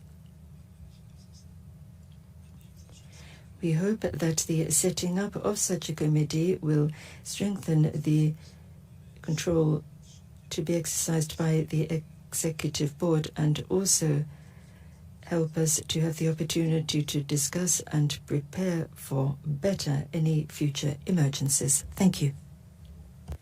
Thank you. May we now invite Kenya to be followed by Timor-Leste. Thank you, Chair, Madam Moderator. Kenya aligns our statement with that delivered by Ghana on behalf of the member states of the WHO Africa region. Our statement will focus on agenda item 15.2, proposed standing committee on pandemic and emergency preparedness and response. We thank the Republic of Austria for their leadership in proposing this very timely governance reform proposal, and appreciate the discussions that have already occurred within the informal consultations by member states in this regard. In view of the significance and potential benefits of this proposal, we are in support of continued discussions so that member states can have a clear and common understanding on the functions and added value of such an organ and how it will support the work of the Executive Board.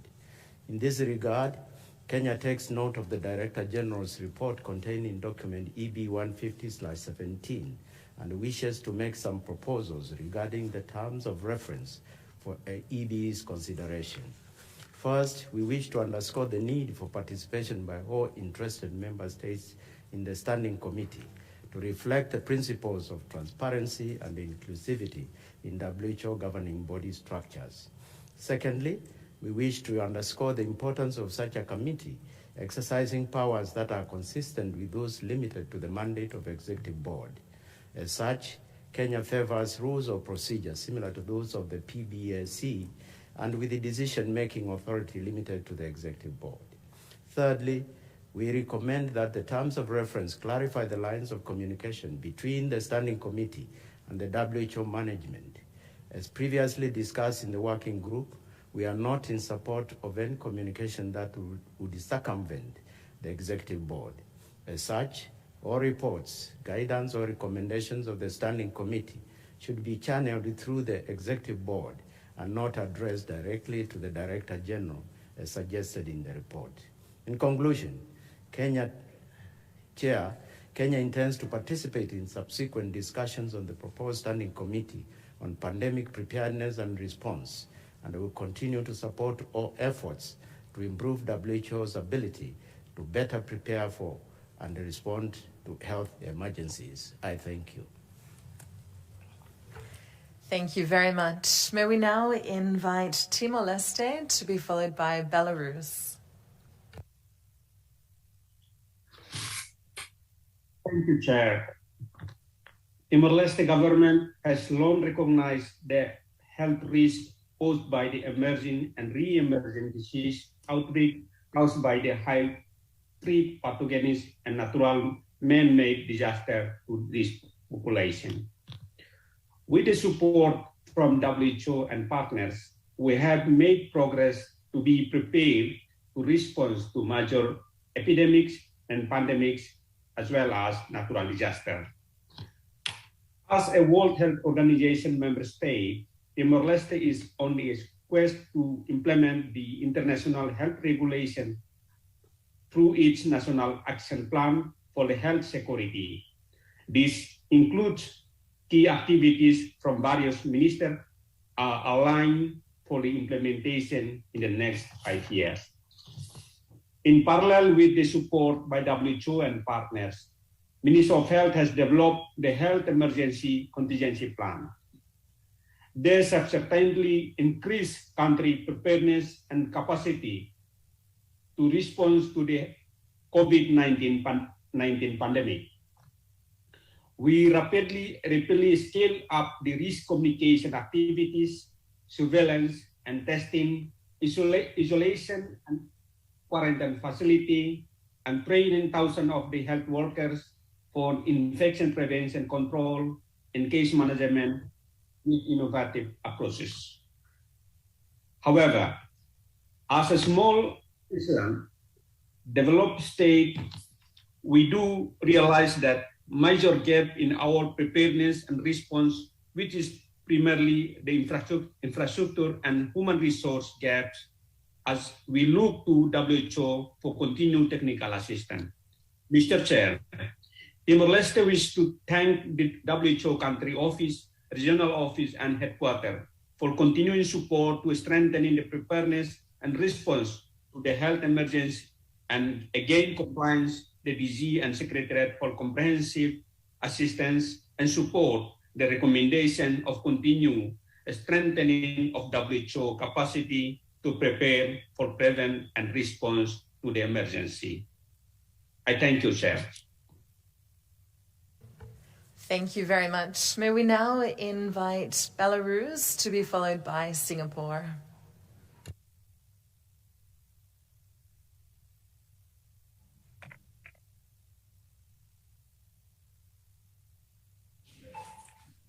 Mr. Chairman,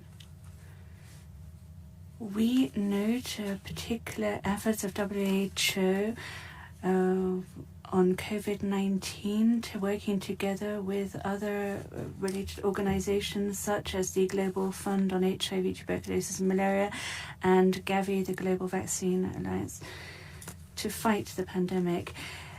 In conditions of a probable increase in COVID-19 illness in the Republic, Belarus is carrying out a number of complex measures for strengthening the resilience of our health systems for the challenges ahead. Particular attention is being given to increasing internal production of medical oxygen and creation of the necessary infrastructures for provision of medical services and emergencies. Also in the country, we have a reserve of medicines to fight COVID-19. In 2022, we plan carrying out a program for updating medical preparations and the national pharmaceutical production, starting with full vaccine coverage. In the current context, Belarus is in favor of broadening the access of countries to new medicines which help in the fight against COVID-19, for instance, through such mechanisms as the medicines patent pool.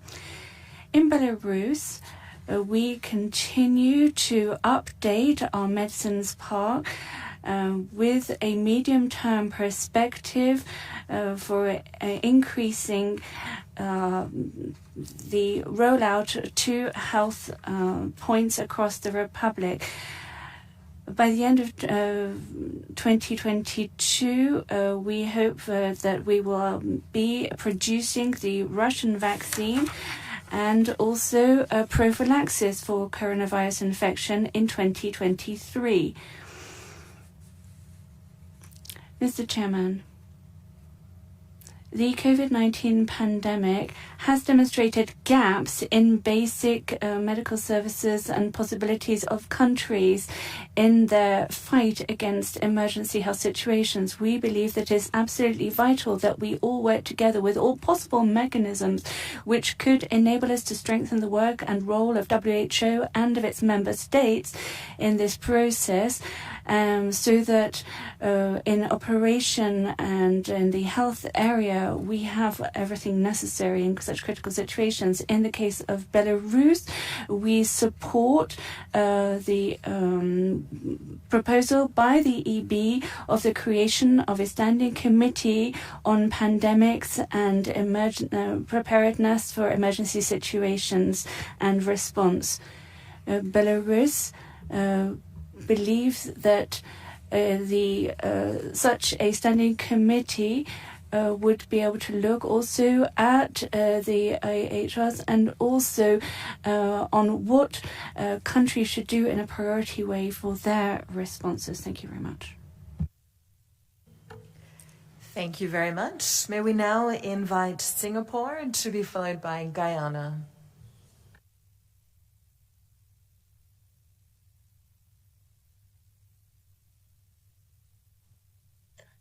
Thank you, moderator. Mr. Chair. Singapore thanks the Secretariat for the reports. As a co-sponsor of the WHA Resolution 747, Singapore strongly supports the technical and normative role of WHO as the directing and coordinating authority for international health. Let me state our views on a few issues. First, on the Working Group for Strengthening WHO Preparedness and Response to Health Emergencies, or the WGPR, we have found the dashboard on COVID-19 recommendations particularly useful and facilitative, as the categorization of recommendations by themes facilitates deeper analysis and allows for easier monitoring of progress. Second, even as the work of the INP commences, we support parallel efforts to strengthen the International Health Regulations 2005, including the launching of a process for its revision through targeted amendments. It is critical that the process is inclusive, transparent, and consensus-based, for the IHR will only be as strong as the commitment of the state parties to embrace its mandate and fulfill their obligations. Third, COVID-19 has shown the world the importance of investing in preparedness, especially in cities. Given the confluence of high population densities and concentrated economic activity, it is important to safeguard the health of our urban populations against future pandemics. Singapore, as a city-state, is well aware of the unique challenges for preparedness in urban areas. We thank member states for their enthusiastic participation at the information session 2 weeks ago. Singapore and WHO have been working on the urban preparedness agenda even before COVID-19. We look forward to working with like-minded member states to strengthen our collective resilience in urban settings against future outbreaks. Thank you very much. Thank you very much. May we now invite Guyana to be followed by the Syrian Arab Republic.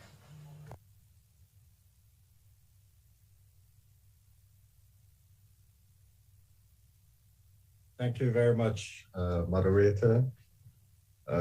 Good morning, good afternoon, good evening, everyone. Pandemics have been and continue to be an integral part of the human story. The constant battle between man and microbe has been recorded throughout human history. The recent addition to this sequel is our fight against SARS-CoV-2 and the scale of human loss, 5.5 million dead, and more than 350 million cases, or as the Director General said, 100 cases were reported every 3 seconds, and somebody lost their life to COVID-19. There have been trillions economic loss, and this is a timely reminder that pandemics are the greatest existential threats to humanity. We want, first of all, to thank the WHO for the efforts and recognize that while we have put our best foot forward, there are still some challenges, such as global inequities in the access of medicines, vaccines, equipment, and PPEs. We recognize the importance of improving our response to this current pandemic and to future pandemics.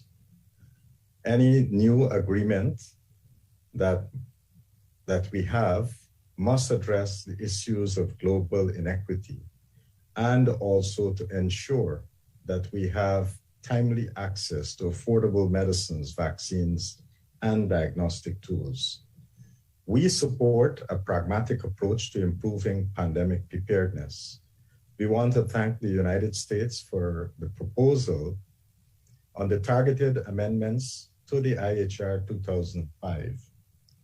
Guyana look forward to getting additional details and look forward to participating in a very inclusive process that can lead to the improvement of IHR 2005. We also note that the WHO, through its secretariat, the work that they have done in creating the BioHub. And while it's in its startup phase, we recognize that sharing biological material for potential pandemic use and detecting pandemics is very important. However, we want to make sure that this is done in a very transparent and credible way, and that the benefits that can be derived is shared equally. We do not want this particular hub to be used in a very inequitable manner by manufacturers to take the benefits, patent medicines, and then does not create access for the countries that need it. So we believe that we should have a very inclusive process. Similarly, while we note that we have a new epidemic intelligence service that is being offered, and we welcome this, we would like to see countries participate in a more equitable manner.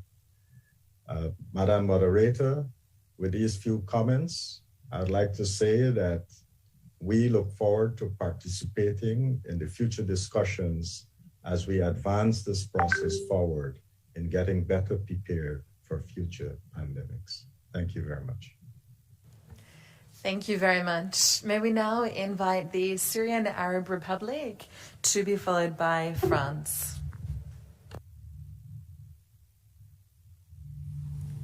شكرا السيدة الميسرة السيد الرئيس لا شك أن جائحة Thank you, Mr. Chairman.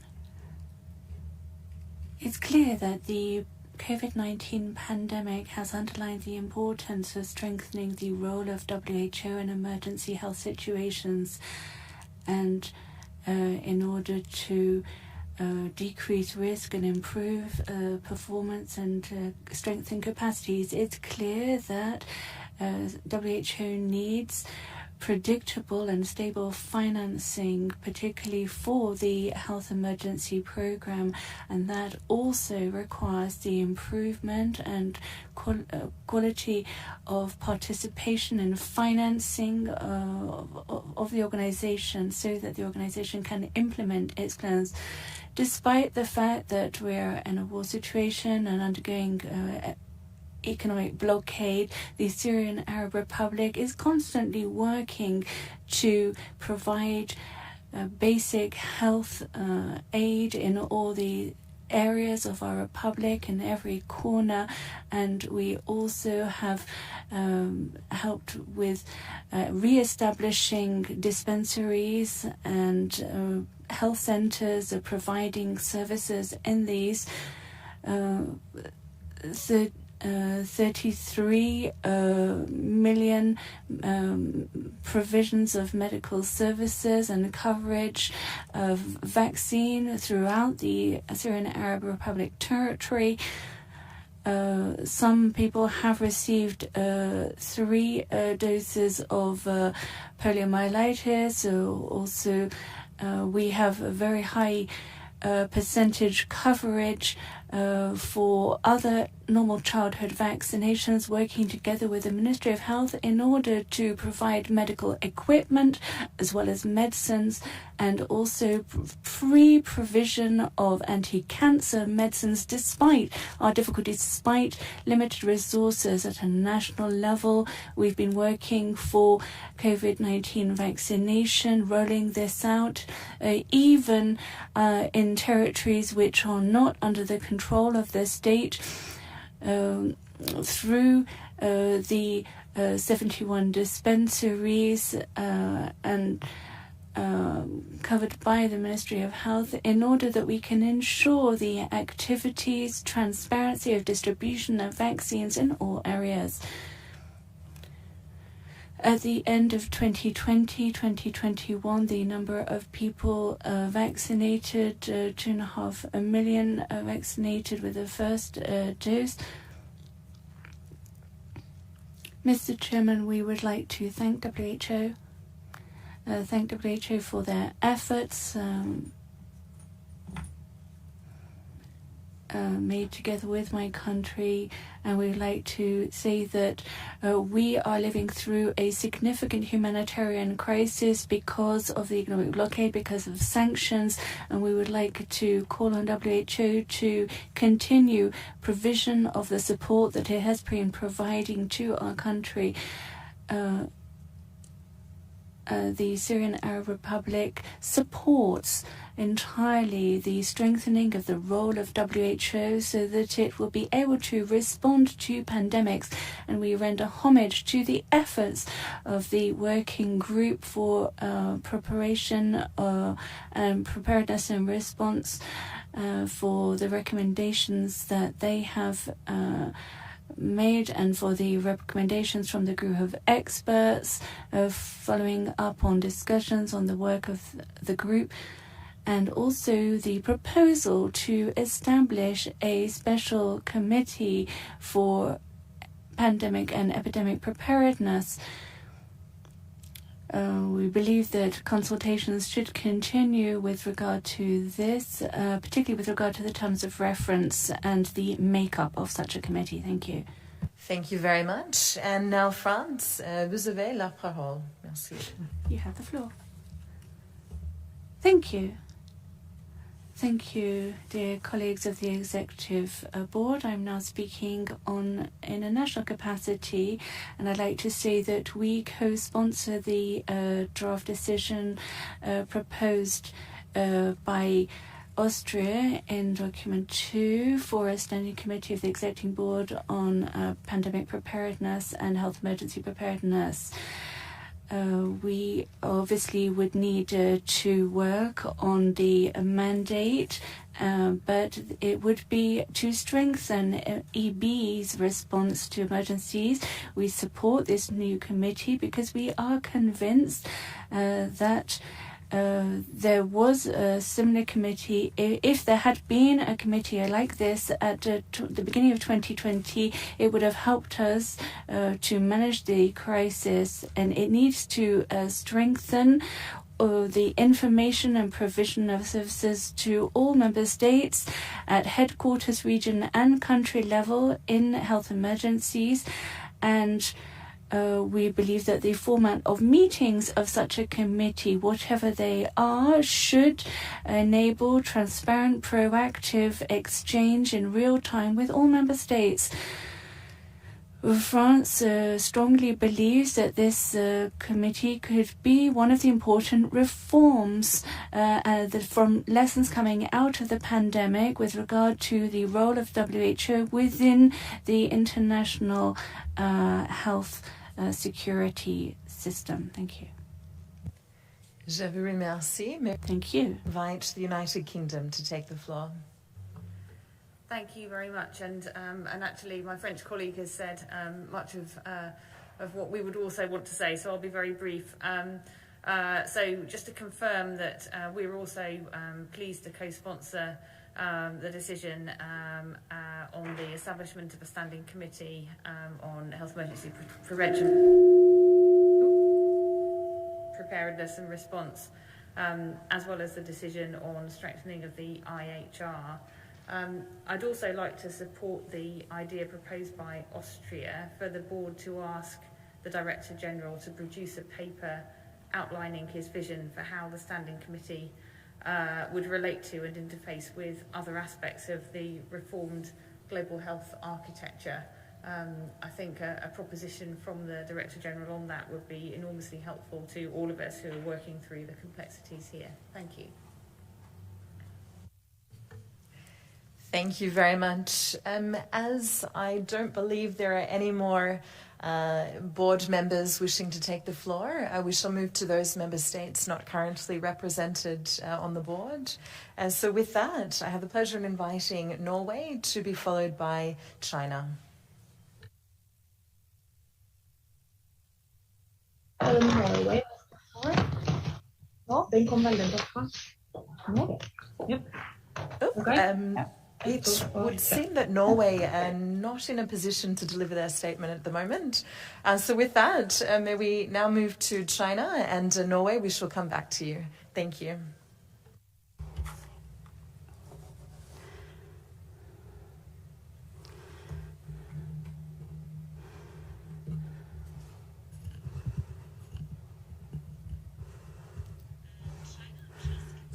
You would be in a position to deliver your statement. Oh. Distinguished Madam Chair, China thanks the Director General for his 3 work reports and the Secretariat for implementing Resolution 74.7 and for doing a great deal of concrete and meticulous work in strengthening preparedness for responding to health emergencies. China highly appreciates. China believes that small ships cannot withstand terrible waves. Only giant ships can. The global response to the pandemic should stick to multilateralism with WHO at the core. China supports WHO in strengthening its leadership, organization, and implementation in preparing for and responding to public health emergencies, and supports WHO in developing relevant tools to help member states find their weak links, bridge their capacity gaps, and improve the level of early detection, rapid response, and evidence-based scientific handling of incidents. China commends the efforts of WHO in promoting the Pandemic Intelligence Hub, the the Biological Center and the Global Health Emergency Response Team, and calls on all countries and WHO to continue to consolidate and improve the coordination mechanism and strengthen the implementation of the interim recommendations of the Emergency Committee. China noted that there was no consensus on the establishment of the Universal Health and Prevention Review Mechanism. We suggest that the benefits of such a mechanism should be scientifically assessed and widely consulted with all member countries. China also takes notes of proposals on the Standing Committee. We agree on the transparency of WHO in health emergencies and more participation of member states in WHO health emergencies. And we share the concerns of colleagues who have previously spoken that the functions and the TOR of the Standing Committee should be discussed, and in particular, the functions of the Standing Committee should be in line with the provisions of the international health regulations, and the relevant discussions should be integrated into the revision of the international health regulations and the research.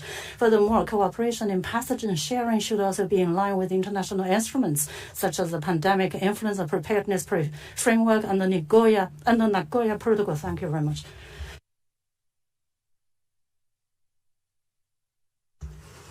Canada.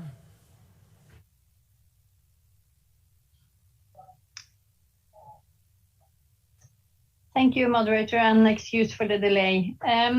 Ladies and gentlemen, I make this statement on behalf of the Nordic and Baltic countries, Denmark, Iceland, Sweden, Finland, Estonia, Lithuania, Latvia, and Norway. Our comments are related to agenda item 15.2 and the proposal to establish a standing committee on pandemic and health emergency and responses. We would like to thank Austria for the proposal, which triggers an important debate about the respective roles of the member states and the Secretariat. The proposal in question concerns emergencies only, but the debate it first concerns general principles of WHO's governance. The executive board agendas are overcrowded, making in-depth discussions difficult. This limits the ability of the executive board to fulfill its functions. We therefore agree with the ambition to enhance the opportunity for governing bodies to provide guidance to the Secretariat on WHO health emergency policy and to review the Secretariat's performance. The first part of the draft committee mandate member states have been discussing could help to restore this function. In this context, we would like to refer to the strong emphasis by the IHR Review Committee on the importance of continuous risk assessment and risk communication by the Secretariat. Especially in the early phase of response, the need for clear communication is important, including, for example, broader sharing of the message to the IHR focus points and better use of the missions in Geneva for informing member states. In the proposal, this committee is also foreseen to have an advisory function to the Director General upon declaration of public health emergency of international concern. We have concerns regarding such a function because it could lead to a politicization and delay of WHO's response. These are situations where the facts are often unclear and where WHO may not yet have been able to respond. The Director General will already have received independent expert advice from the IHR Emergency Committee. The Secretariat's response should subsequently be guided by clear rules and norms. We believe that this proposal may unintendedly create a dynamic where the Director General would feel compelled to await the conclusion of this committee before acting on the advice by the Emergency Committee and WHO technical staff, possibly resulting in a delay in communication. The assessments of what is the appropriate response and recommendation in such event must, in our view, remain the prerogative of the Director General. Therefore, while we support efforts to ensure that member states are informed by the Secretariat in a timely manner after a public health emergency of international concern is declared, We are not ready to support an advisory function of member states in such situation as proposed. We would welcome further discussion on the terms of reference of the committee at the 151st meeting of the Executive Board, based on a report by the Secretariat. We agree that with the proposal to take the final decision on the establishment of this committee after a proper evaluation. Thank you. Thank you very much, Norway. May we now invite Canada to be followed by Monaco.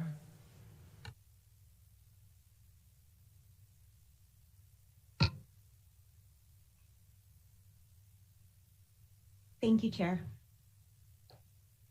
Reflecting on discussions over the past 2 days, it is clear that ending the COVID-19 pandemic must be our most pressing concern, but now is also the time to look ahead and work together to improve the global health architecture. Canada welcomes the report from the WGPR and thanks all working group members and the Bureau for their constructive contributions to date. As we consider the full range of thoughtful recommendations to improve pandemic prevention, preparedness, and response, Canada recommends that we address them in 2 complementary ways. First, prioritizing those that will strengthen existing global health tools and institutions, including the WHO and the international health regulations. Canada supports the development of focused amendments to strengthen the IHR, complemented by financial, operational, and policy measures to strengthen compliance and implementation. This work should proceed on an expedited basis through the WGPR with broad member state engagement. We thank the US for leading this decision on this issue, which Canada is pleased to co-sponsor.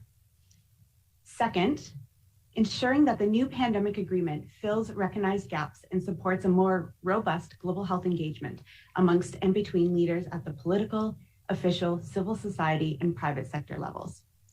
Our work must provide a foundation for action across sectors, integrate a One Health approach, and have equity considerations woven throughout. We look forward to further discussions on this through the INB. As we undertake this work, we need to ensure an inclusive and transparent approach so that all can participate meaningfully. We must also ensure that member states have the necessary financial and technical capacity for pandemic preparedness and response, backstopped by a robust accountability framework. The engagement of players across the global health landscape at the national level will be key to achieving our goals. In this regard, we echo the request from others, such as Japan, for updates from the Secretariat on the Universal Health and Preparedness Review, as well as the BioHub and the Hub for Pandemic and Epidemic Intelligence. Lastly, Canada sees value in establishing a new Executive Board Standing Committee on Pandemic and Health Emergency Prevention, Preparedness, and Response, as long as it operates transparently and does not duplicate existing mechanisms. We are ready to work constructively to further elaborate its terms of reference, and Canada would like to be added to the list of co-sponsors on the decision put forward by Austria on this initiative. Thank you, moderator. Thank you very much, Canada. May we now invite Monaco to be followed by the Philippines.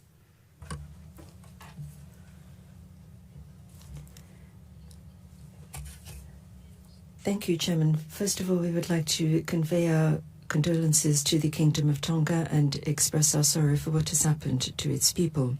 We thank the Director General for his report and the WHO Secretariat for the work done and support given to the Member State Working Group on the strengthening of WHO's preparedness and response for and to health emergencies. Since last May, the group has done a considerable amount of work and prepared 2 reports, the interim one of which is submitted to you today. This new group now, over the next few months and on the basis of the survey which will soon be submitted to us, have to analyze the recommendations of the independent expert committees. This careful review will be essential if we are to achieve our shared objective, strengthening the global health architecture. Monaco believes it is necessary to carry out this analysis swiftly and think of when and how to implement its recommendations through A, looking at the possibility of using existing tools and mechanisms within WHO, 2, strengthening the IHRs, and 3, preparing a new international instrument. As part of this work, and insofar as this problem can only be discussed within this group, we think particular importance should be placed on the question of strengthening the international health regulations. We support the draft decision submitted by the United States on this subject and are a co-sponsor of it. Lastly, we welcome Austria's initiative to set up a standing committee on health emergency and pandemic preparedness and response, and we hope the terms of reference will be made specific very soon. Chairman, rest assured of our commitment to participate in the various processes to be carried out over the next 2 months and to continue our efforts both nationally and internationally to bring an end to this pandemic and protect our peoples. Thank you.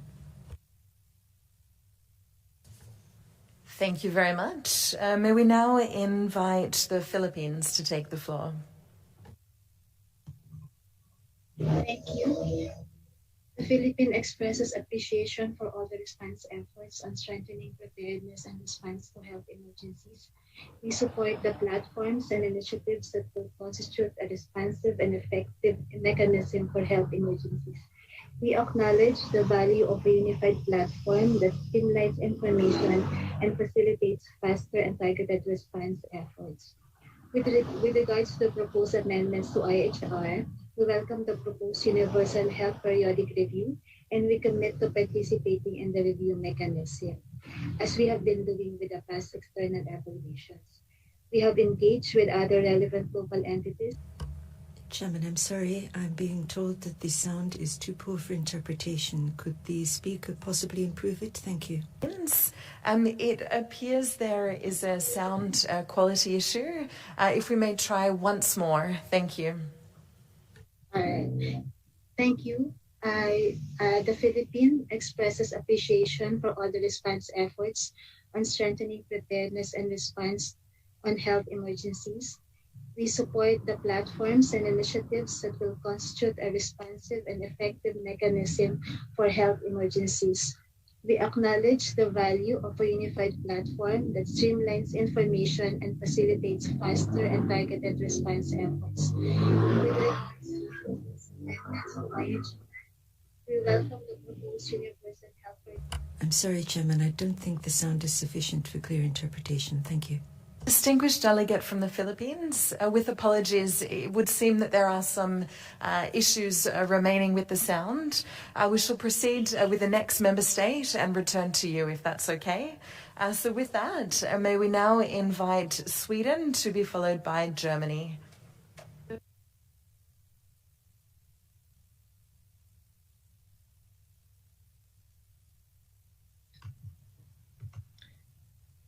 Thank you, Madam Moderator.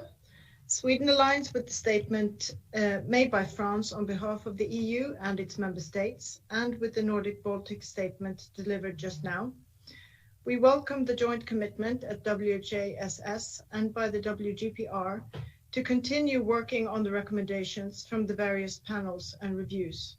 A new treaty on pandemic preparedness and response, combined with a strengthened implementation of and compliance to the international health regulations, and a potential strengthening and modernization of the regulations, will enhance multilateral cooperation and a more robust and equitable global health system underpinned by a strengthened One Health approach. The system needs to be supported by increased and more sustainable and flexible financing. We have a historic opportunity to strengthen global health, and as we engage in the parallel work streams this spring, we need to ensure that we create a coherent system fit for addressing future challenges. Sweden welcomes the proposal to create a standing committee on health emergencies, ready to act in times of crisis to support the Director General and the Secretariat in their work. We do, however, recognize the need to not over-politicize proceedings and to create new silos in the organization. We welcome continued discussions on the terms of reference in view of setting up the committee. We can't change what we can't measure.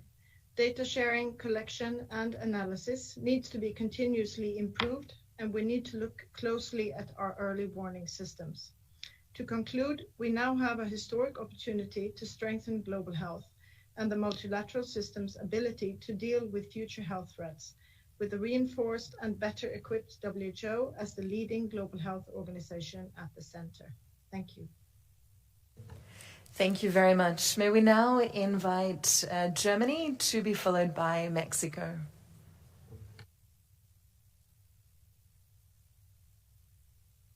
Thank you, moderator. Germany aligns itself with the statement held by France on behalf of the EU.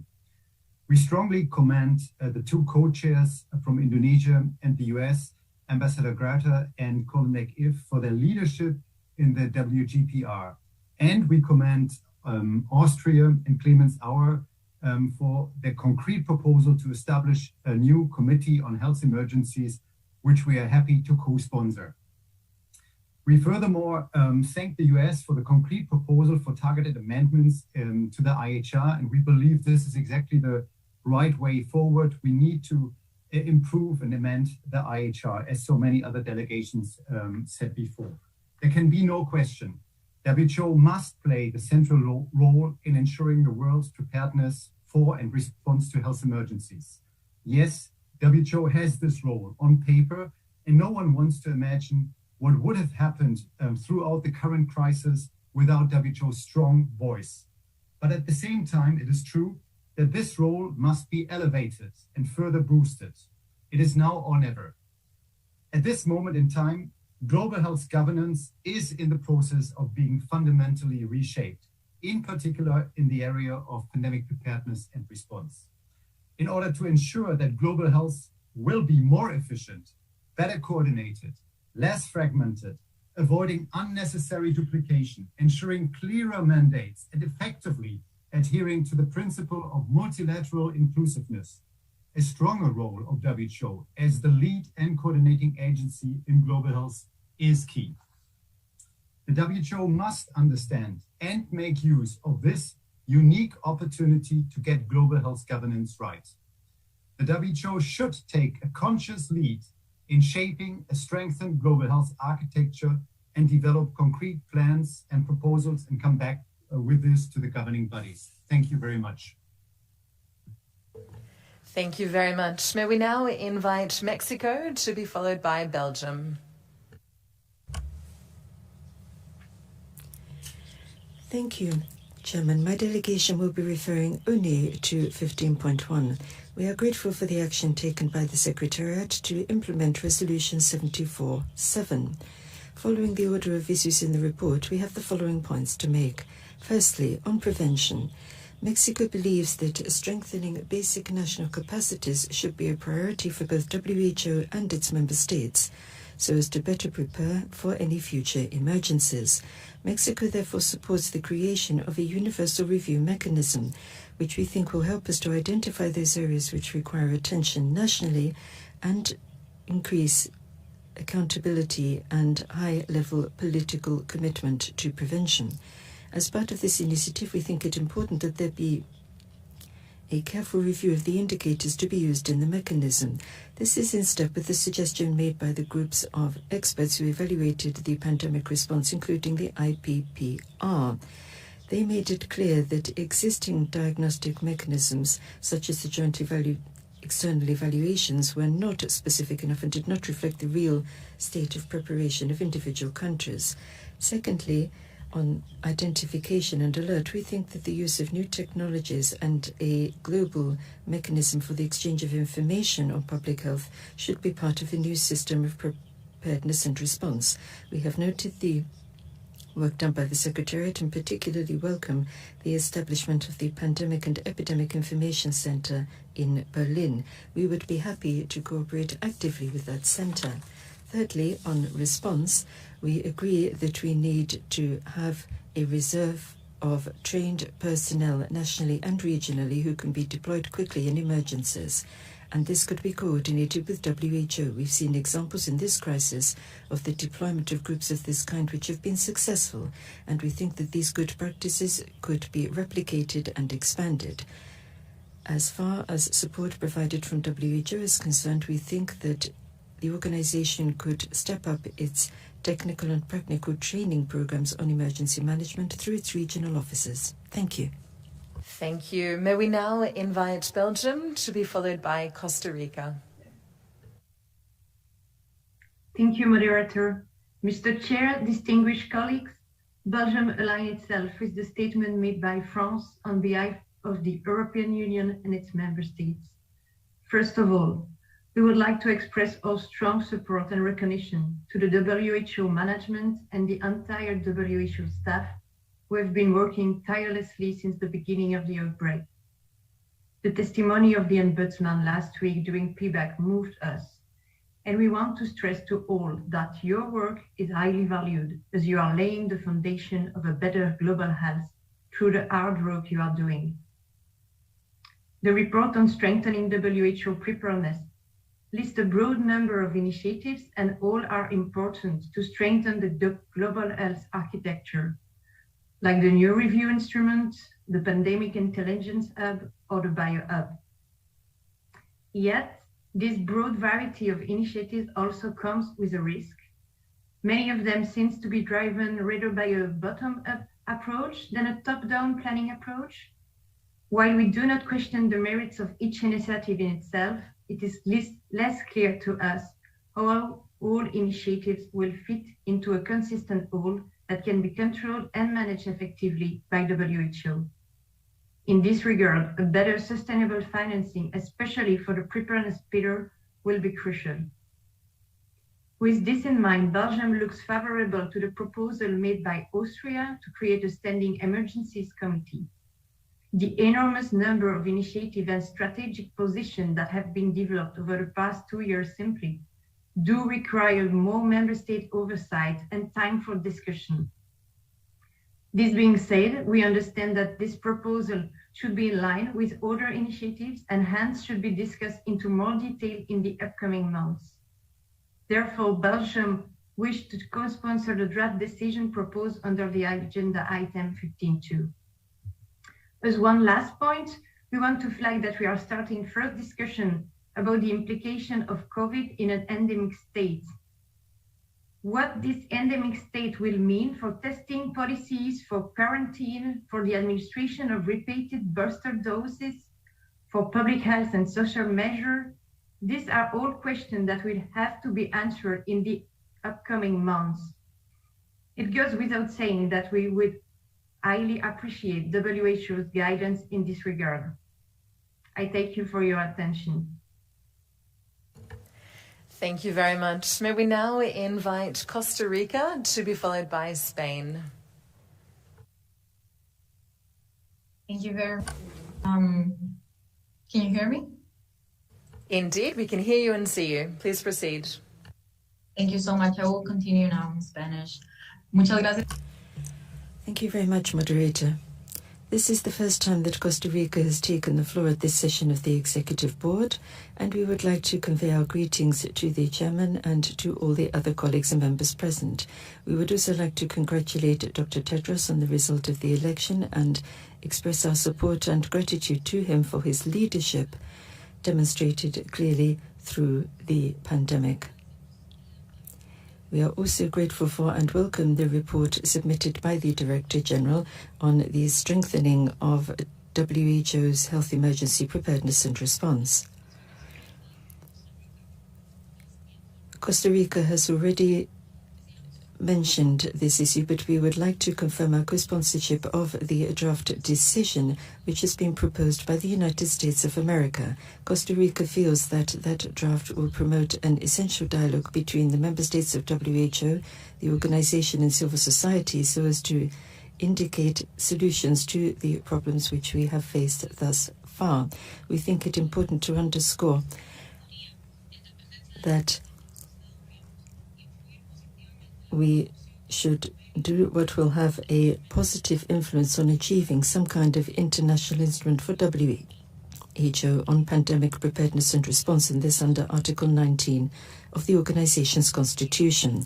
We also consider it essential that there be a dialogue between the Intergovernmental Negotiating Group and this on possible amendments to be made to the international health regulations as well. Thank you.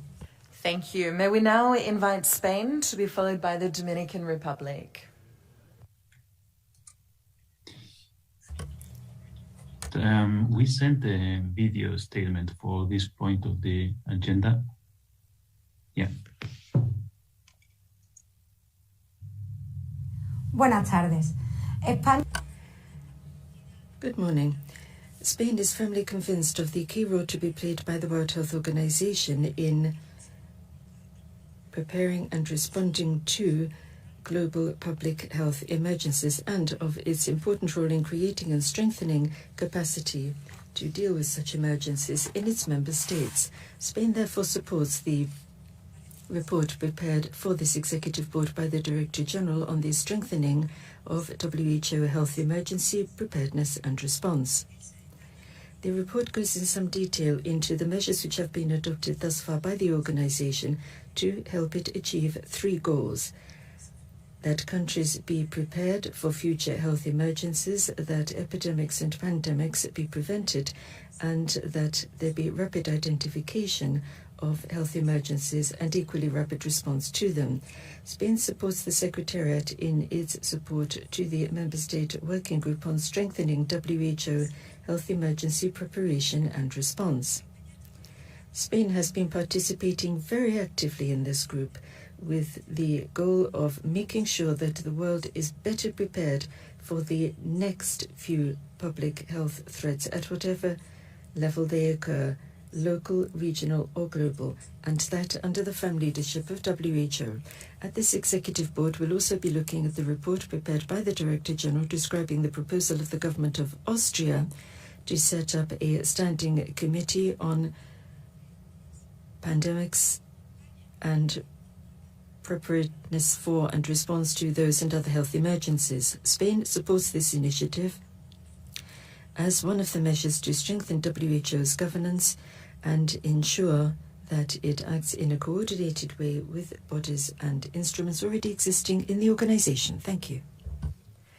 Thank you. May we now invite the Dominican Republic to be followed by Brazil.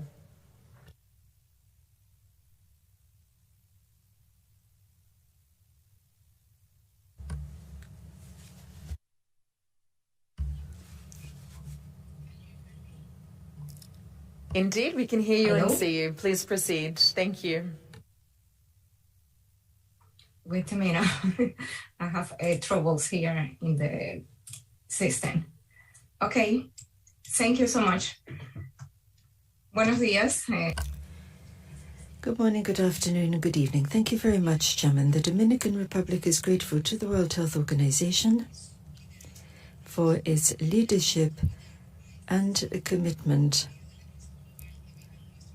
to continuing with its work in the course of the COVID-19 pandemic. We welcome the report from the Director General on the proposal to set up a standing committee on pandemic and health emergency preparedness and response. However, we note with some concern the draft decision submitted by Austria and the terms of reference which were discussed in principle and then withdrawn in the course of the negotiating process as a result of amendments made to articles of the Rules of Procedure of the Executive Board. As a specialized agency of the UN system, WHO needs to apply independence, impartiality and accountability, and also proceed in the best possible way when it comes to guaranteeing equal and fair participation in its work by member states in order to find solutions to the health-related problems that we face, and that, of course, on a foundation of solidarity.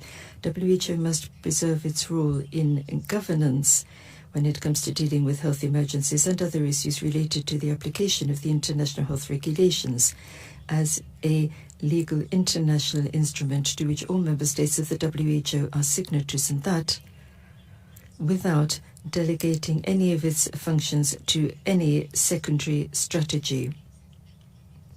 And that would include the one we've been talking about. We think that the Committee on the Application of the IHRs has shown itself to be very effective in situations of this kind and helped us to make the appropriate public health response. Lastly, the Dominican Republic cannot accept this draft decision or any other initiative if it comes to that, which would entail modifications to the rules of procedure of the Executive Board. At the same time, we would like to reiterate our commitment to being open to dialogue and to further negotiations so that we can actually reach an agreement to which all the member states of the WHO can sign up on an equal footing, as we believe should be the case. We support and co-sponsor the draft decision which has been submitted by the United States of America on the strengthening of the international health regulations through a process of revision and the tabling of possible amendments in the course of that. Thank you. Thank you. And now Brazil, followed by Namibia. Thank you very much, moderator. Good morning to all colleagues. Brazil thanks the Secretariat for the information provided in the reports presented under this agenda item. The full implementation of Resolution WHA 747 is certainly one of the most important initiatives to be undertaken. Several requests contained therein, both to WHO and to member states, are closely related to the ongoing work of making the organization more effective when dealing with health emergencies. All other processes, including the upcoming negotiation of a pandemic instrument, should benefit from the continuation of the technical work under mandate already agreed.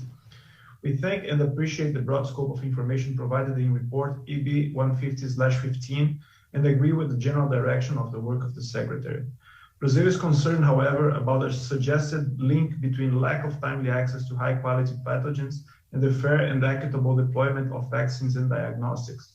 The world currently suffers from inequality due to other kinds of barriers, mostly economic and related to trade aspects.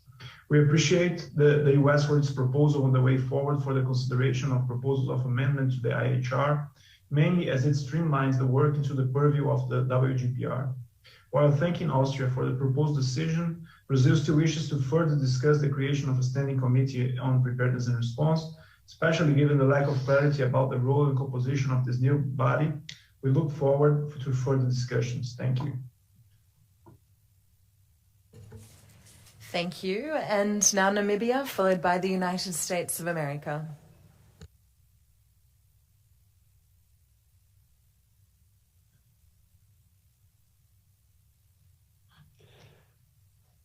I thank you, Madam Moderator. There has been an urgent request. Hello? Yes. Hello, sir. Yes, apologies, Madam Moderator. There has been a request from South Africa. If it pleases the Chair, could South Africa be given the floor and then Namibia would follow?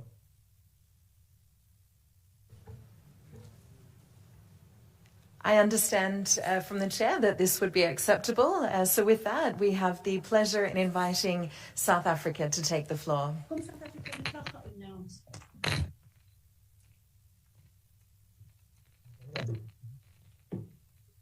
Start now video.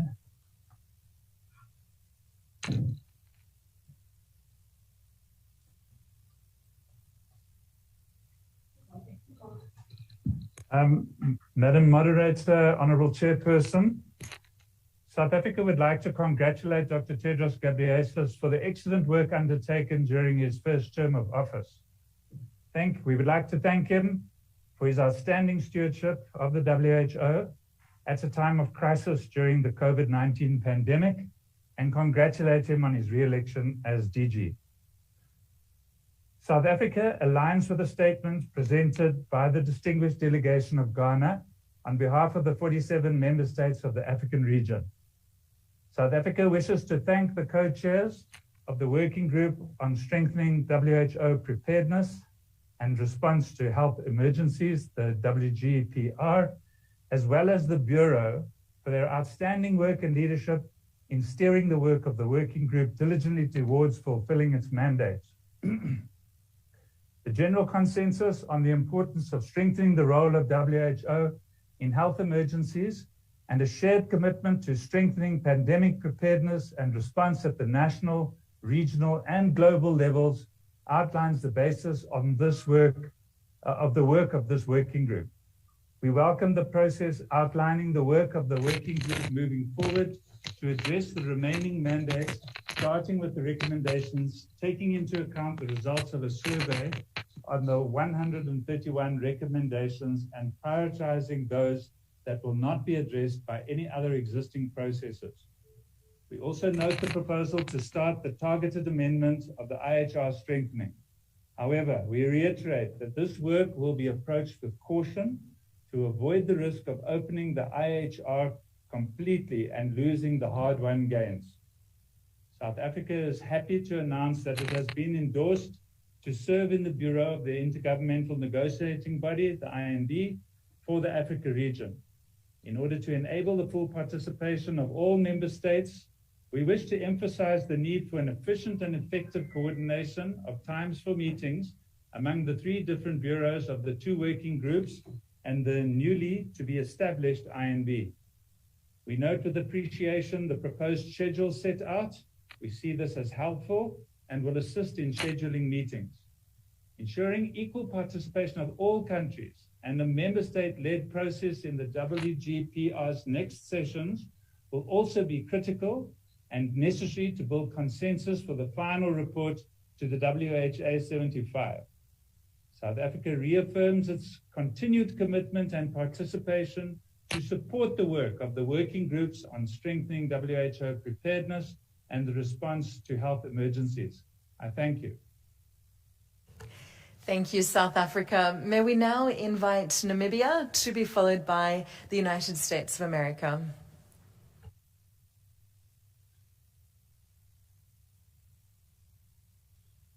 I thank you, Madam Moderator. I thank you, Madam Moderator and Chair, and indeed for the indulgence to allow South Africa to go before us. Namibia aligns herself with the statement read by Ghana on behalf of the African region.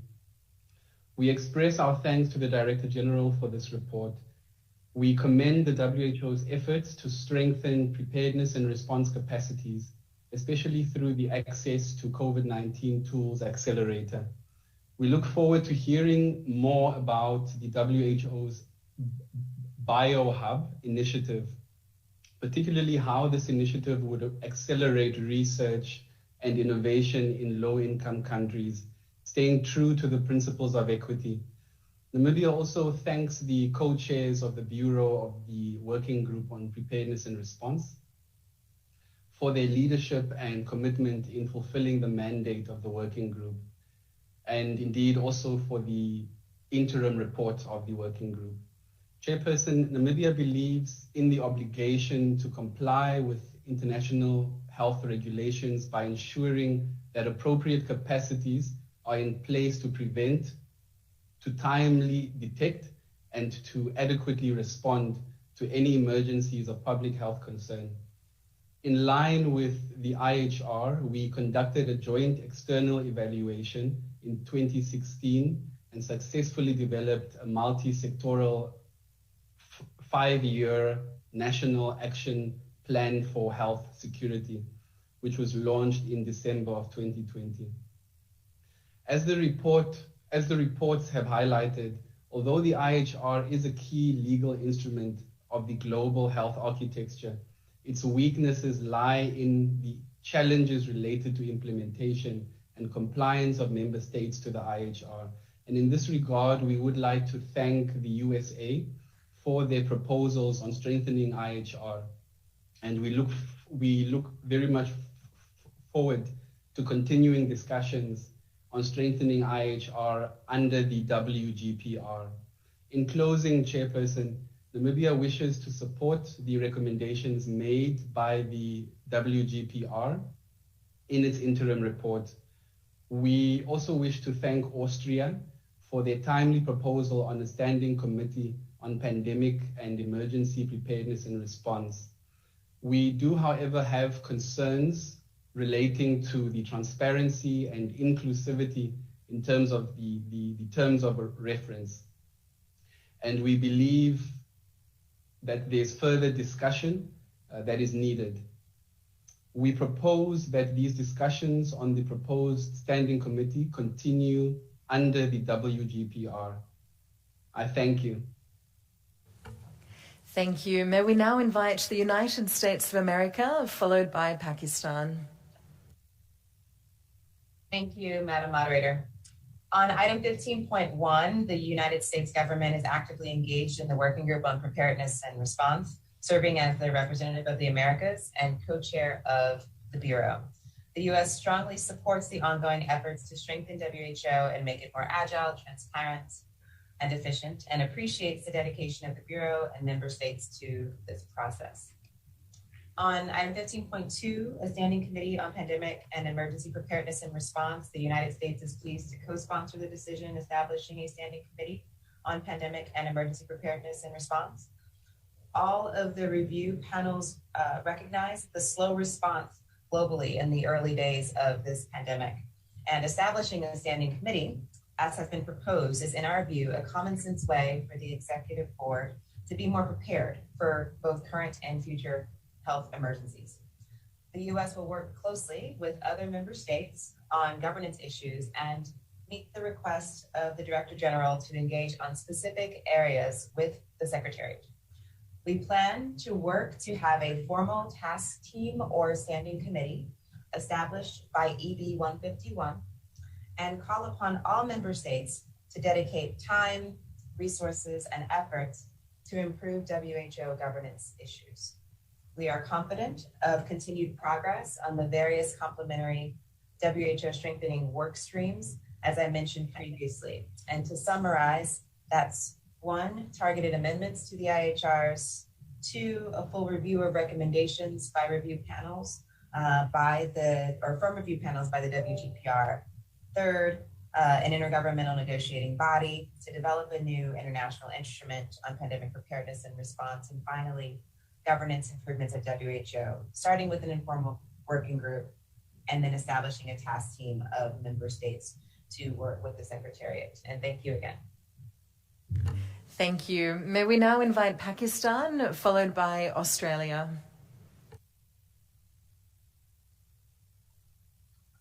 Mr. Chairman and distinguished delegates, the COVID-19 pandemic has highlighted gaps in the existing global health security landscape.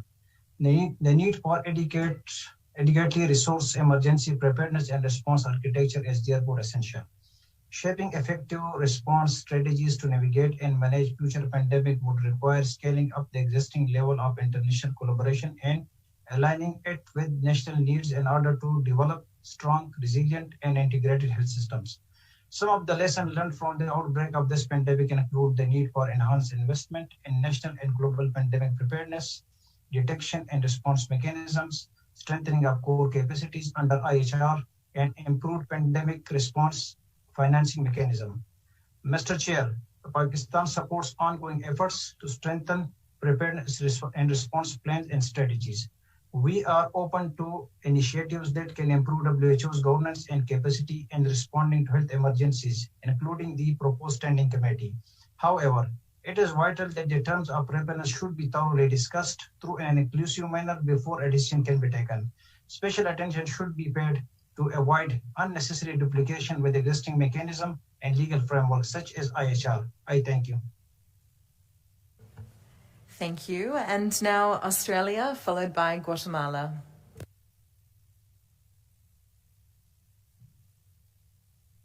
Chair. Australia attaches great importance to the work underway to strengthen the WHO's capacity to prepare for, prevent, and respond to health emergencies. We appreciate the introductory comments from the co-chairs of the Member State Working Group and we're fully committed to the task ahead in the coming weeks to deliver clear proposals for action to WA 75. Respecting the time constraints, we will limit our comments now to 2 draft decisions before the board. We thank the US for leading the decision on a process to pursue possible amendments to the international health regulations to ensure they remain fit for purpose. We are pleased to co-sponsor this decision. And we emphasise that action to strengthen IHR implementation and compliance is a clear priority to ensure all countries are better prepared for future pandemics. We must ensure that discussions regarding the IHR are closely connected to the INB, which will shortly commence its work on a new instrument. And indeed that all reform processes underway are complementary in order to deliver the cohesive and coherent global governance we need for pandemic prevention, preparedness and response, with the WHO at the centre. In relation to item 15.2, The establishment of a standing committee on pandemic and health emergency prevention, preparedness and response will be an important step for the board, and we thank Austria for its leadership in taking forward this recommendation. Australia would like to be added to the list of countries co-sponsoring this decision. We look forward to further consultations to finalise the terms of reference to the committee, and in this regard, we want to emphasise 3 points. Firstly, the committee should focus on governance for the health emergencies program, allowing for in-depth discussion and reporting to the EB in the same manner as the PBAC. Secondly, the committee should not encroach on the technical, advisory and leadership roles of the Director General and the IHR Emergency Committee. And finally, the terms of reference should allow for an evaluation and adjustment of at an appropriate time. This should include the financial impacts of the committee and look at how to support inclusive membership, such as decoupling representation from the EB membership. Thank you very much, Madam Moderator and Chair. Thank you. May we now invite Guatemala to be followed by Uruguay.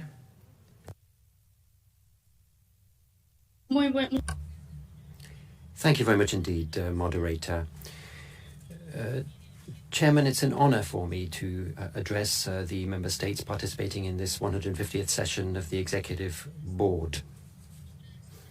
On behalf of the Guatemalan Ministry of Health, we wish to extend our condolences to all of the families affected by the volcanic eruption on Tonga, and indeed to the government of Tonga.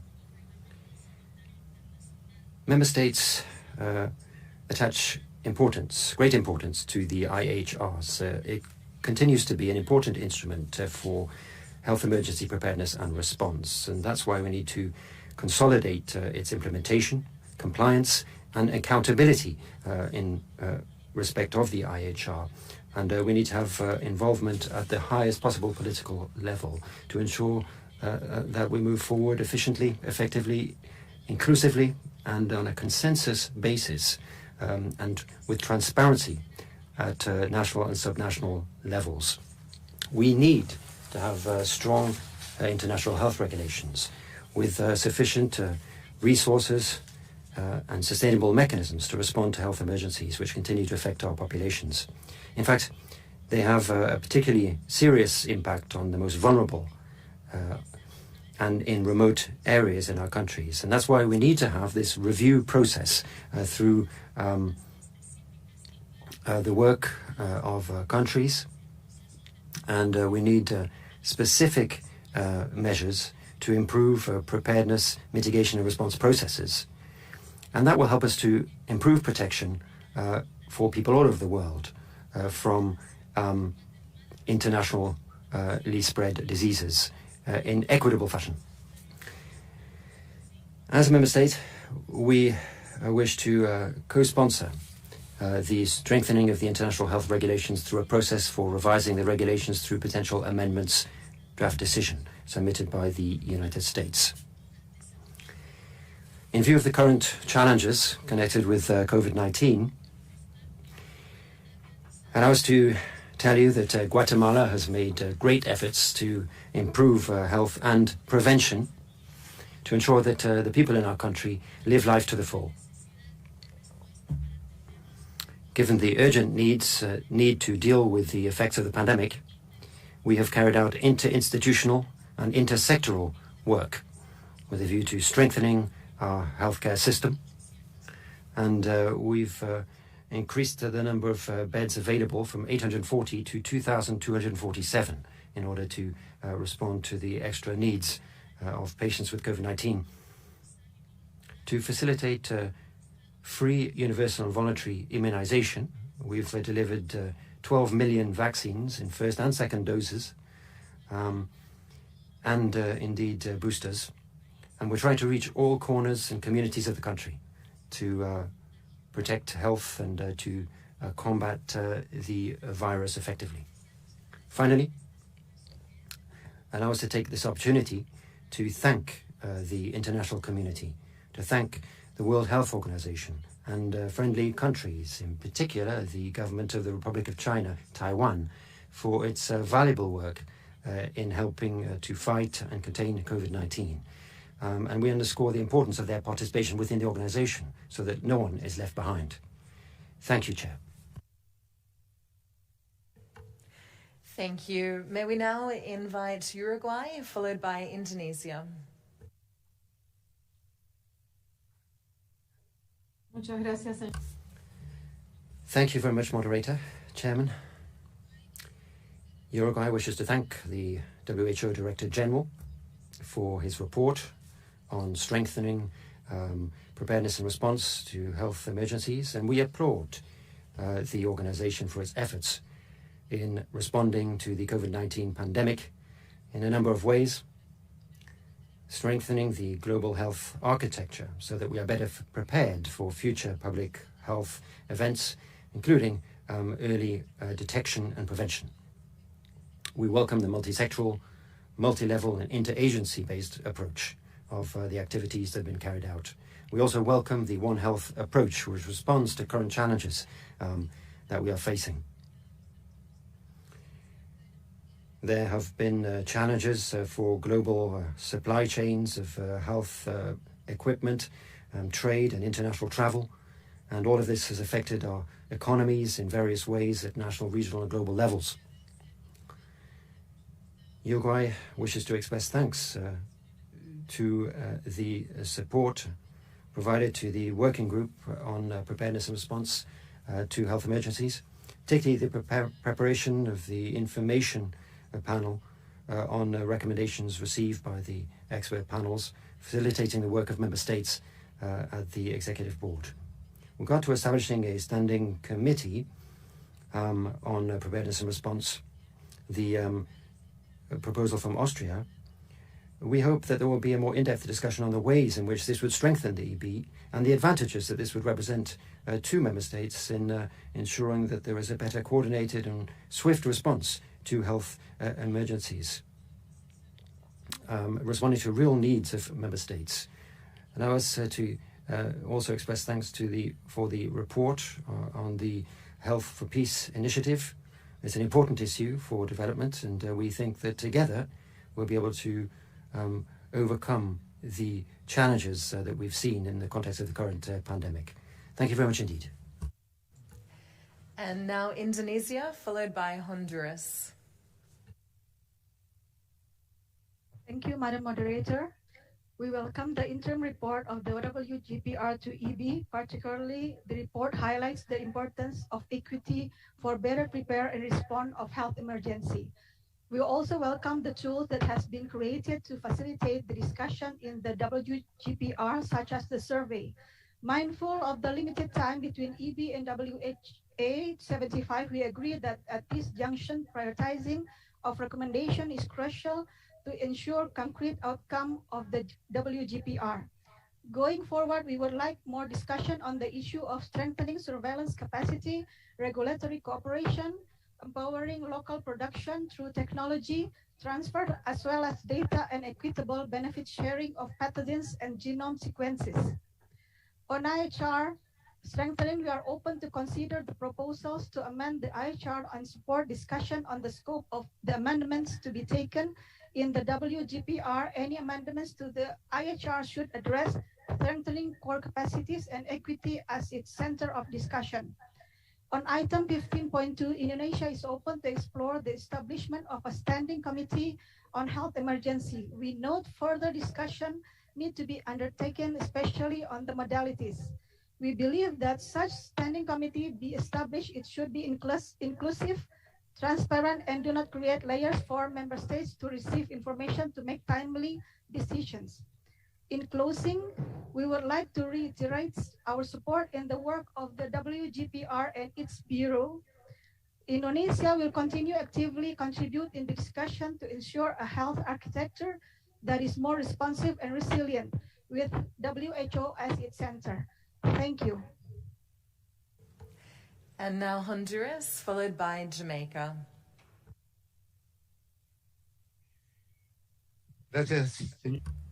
Thank you, Coordinator. The second pillar of our agenda is particularly important for my country because it focuses on key elements for this organization in helping to deal with future and current emergencies.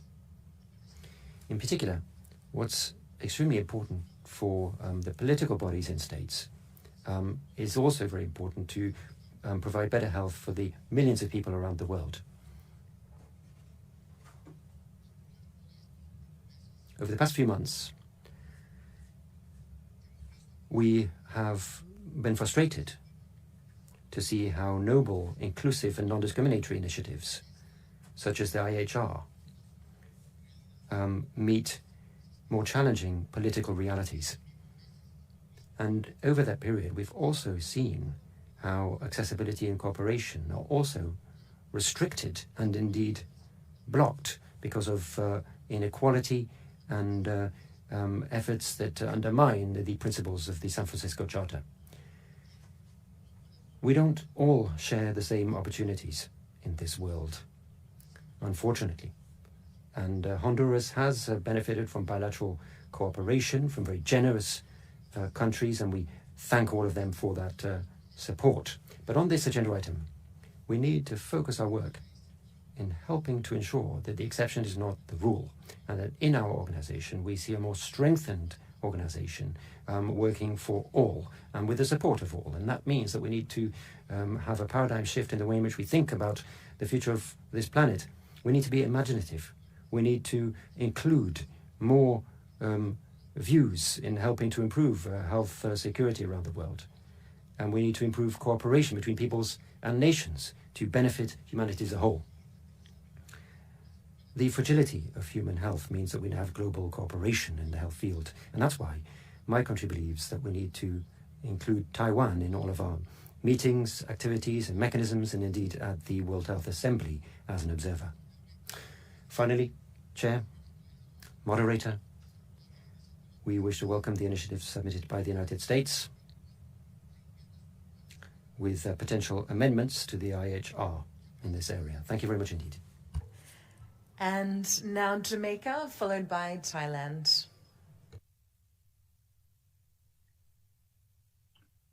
Thank you, Chair. Jamaica thanks the DG for his report, as well as the Bureau of the Working Group on strengthening WHO preparedness for and response to health emergencies for its interim report. The pandemic continues to be a major obstacle for member states and the Secretariat alike. We recognize the significant efforts of the Secretariat in supporting member states to strengthen their preparedness and response capabilities. Whether it is by virtue of the timely preparation and dissemination of the working documents, servicing of meetings, provision of technical guidance, development of tools or other forms of assistance, your efforts have not gone unnoticed and without our appreciation. Chair, we'd like to also thank the co-chairs of the Bureau for their agility and leadership throughout our meetings. The WGPR report provides useful context on the discussion surrounding the challenges of the pandemic. It also highlights the fervor of member states to take concerted action. Issues related to equity, strengthening the international health regulations through targeted amendments, among others, remain priorities for many member states. Chair, we fully support the decision of a special session to establish an intergovernmental negotiating body to draft and negotiate a WHO convention, agreement, or other instruments on pandemic preparedness and response. Jamaica looks forward to participating in this process. As a small island developing state, reiterate that the process must be guided by principles such as consensus, equity, solidarity, inclusivity, transparency, and respect for national sovereignty. While we have not embarked on substantive discussions, Jamaica envisions an instrument that would seek to address several gaps and challenges encountered during the pandemic. Chief of these are issues related to capacity building, in particular, strengthening core capacities and cooperation. Chair, member states have been raising important issues in the context of the WGPR. It would therefore be critical for the IMB discussions to be complemented by the work of the working group, avoiding duplication of efforts. This is particularly important for smaller delegations that struggle with human resource and capacity constraints. Chair, the IHR remains the cornerstone of international public health and health security law, and therefore we continue to support the exploration of targeted amendments without reopening the entire instrument. In this connection, we thank the US delegation and other co-sponsors of the draft decision on IHR amendments under this agenda item for the leadership. We welcome its adoption and are pleased to indicate our co-sponsorship. Chair, in closing, Jamaica has been following discussion on the proposed establishment of a standing committee on pandemic preparedness and response with keen interest, and we await negotiations of the terms of reference. I thank you. And now Thailand, followed by Lebanon.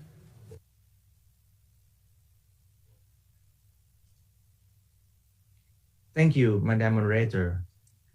Thailand shares the two following comments. First, the future direction of the WGPR should be visionary, bold, yet soft. S-O-F-T. S, strategic. The result of the survey should be able to provide direction through prioritization according to the urgency, with a view to proposing evidence-based actions, along with measurable expected outcomes. O, operational. The work of the WGPR should adjust to the real needs of member states, especially when defining the scope of targeted IHR amendments and reviewing lessons learned through the UHPR mechanism. F, forward-looking. The WGPR should drive further discussions on neglected issues. In particular, the financing of pandemic prevention, post-recovery phase, and health system strengthening. Also key aspects that beyond the scope of the IHR to be addressed in a new instrument. T, time efficient. The WGPR needs to clearly determine in a consensus-based manner the agreed time frame which reflects efficiency, and the process should be expeditious. Second, on Agenda 15.2, Thailand concurs in principle the establishment of the Standing Committee. We suggest that member states truly discuss to reach consensus beforehand on its structure and functions, in order to ensure that the work of such mechanism is transparent, non-duplicative, result-oriented, and acceptable to all. I thank you. Thank you. And now Lebanon, followed by Switzerland. Thank you, Moderator. We align ourselves with the Eastern Mediterranean Regional Statement and begin by thanking the Director General for the timely report on the progress in strengthening WHO preparedness for and response to health emergencies. We commend the efforts of the Working Group on strengthening WHO preparedness and response to health emergency, and we look forward to the advancement in the work of INB. And as we consider the existing tools within the IHR are essential for global health, we welcome the review and update in purpose of strengthening the core capacities of the IHR and improve the global response to health emergencies. We believe that this cannot happen without sustainable financing, which takes into consideration the financial capacity of each country. On another note, we emphasize the importance of WHO's assistance in building national capacities for genome sequencing and for sharing pathogens through the newly established BioHub. And we urge it to continue assisting member states in mobilizing resources for their national action plans for health security. This is especially important for countries like Lebanon, still facing an escalating and unprecedented multidimensional crisis that struck all pillars of the country without sparing its health system, which now suffers from lack of sustainable financing and equitable access to vaccines. And finally, we echo EMRO's call for WHO to continue its priority support to countries in such vulnerable situations which get strongly affected by emergencies, and to guide them and provide them with long-term tailored support that goes beyond the immediate emergency response. Thank you. And now Switzerland, followed by Nigeria. Monsieur le Président. Chair, we wish to thank the Director General for his report contained in document EB 115, and we thank him also for the detail given as to measures taken for preparedness, prevention in different countries, as well as measures relating to the detection and rapid response to health emergencies. It is important for WHO to continue to have the capacity it needs to prevent and prepare for and respond to such emergencies. We took note of the interim report from the WGPR, the working group on the strengthening of WHO preparedness and response to health emergencies. The report sums up progress made and proposes a way forward and a work plan for the working group to pursue between this EB and the 75th WHA. Swiss is in favour of strengthening the IHRs. These are a key element within the global health architecture. Switzerland is ready to discuss possible targeted amendments to the IHRs within the framework of the WGPR. insofar as they do not reopen discussion on the instrument in its entirety. We would therefore like to join the list of co-sponsors of the draft decision on IHRs that has been submitted by the US. In our future work, we must be coherent and prevent any possible overlap with other parallel processes, in particular the INB. Lastly, governance is a vital area when it comes to pandemic preparedness and response. Swiss is in favour of the suggestion put forward in the white paper that is contained in document EB 15017. I refer to the suggestion to establish a standing committee on pandemic preparedness and response and on health emergencies. We believe that this is a pragmatic approach that could strengthen the management bodies of WHO in the current crisis, and we would thus like to be added to the list of co-sponsors of that decision also. Thank you. And now Nigeria, followed by Haiti.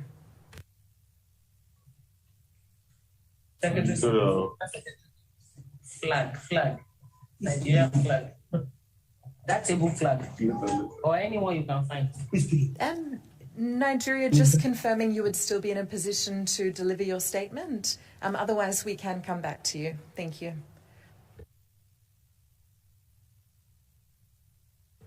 And with that, may we kindly proceed with Haiti, to be followed by the Marshall Islands.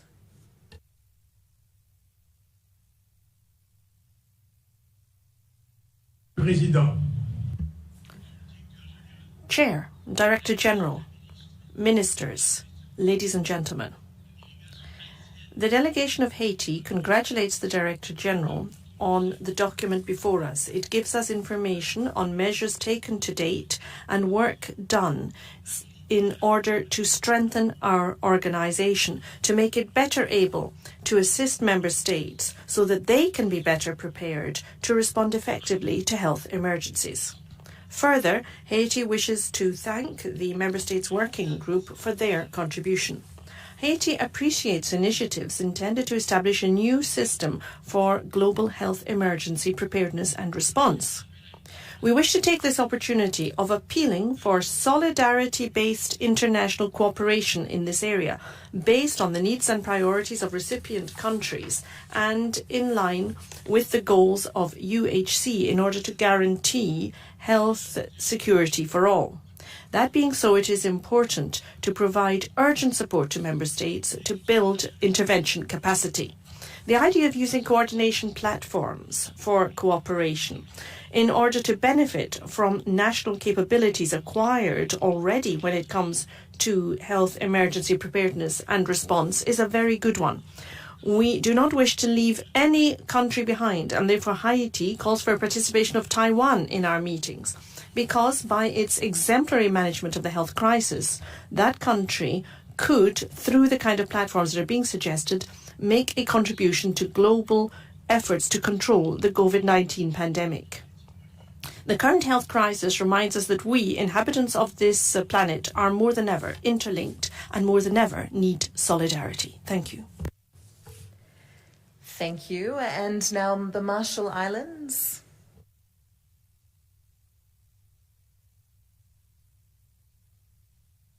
Thank you, Madam Moderator, Director General, Mr. Chair, distinguished colleagues. The Marshall Islands wishes to extend its most sincere gratitude as well as its support to the World Health Organization and its partners striving to ensure the health of people everywhere.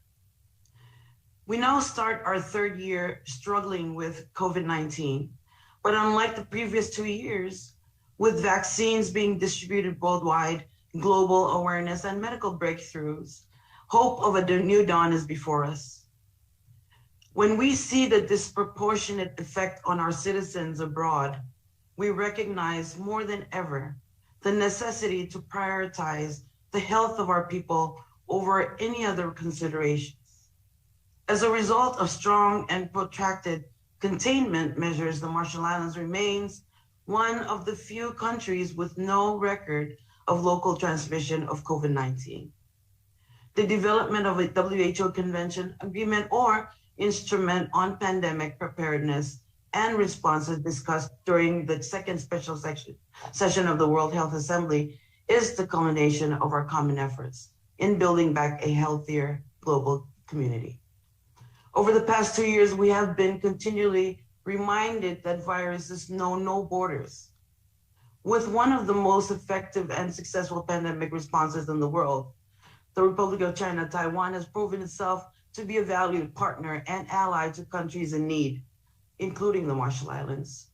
Battling this pandemic, it is our duty to ensure we all, without exception, heal our communities, contribute to our common recovery, and collaborate for a healthier and safer future.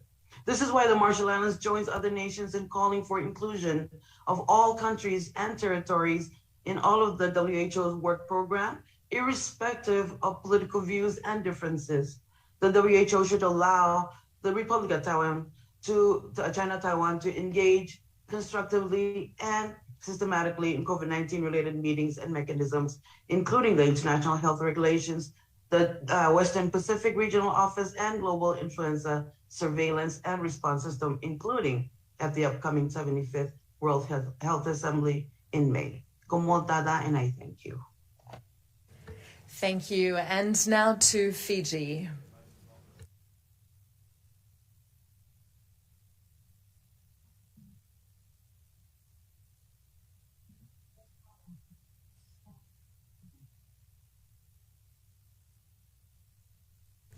As it would seem that Fiji is not in a position to deliver its statement at this time, may we once more try and connect with Nigeria before handing back to Mr. Chair. Thank you. And Nigeria, you have the floor.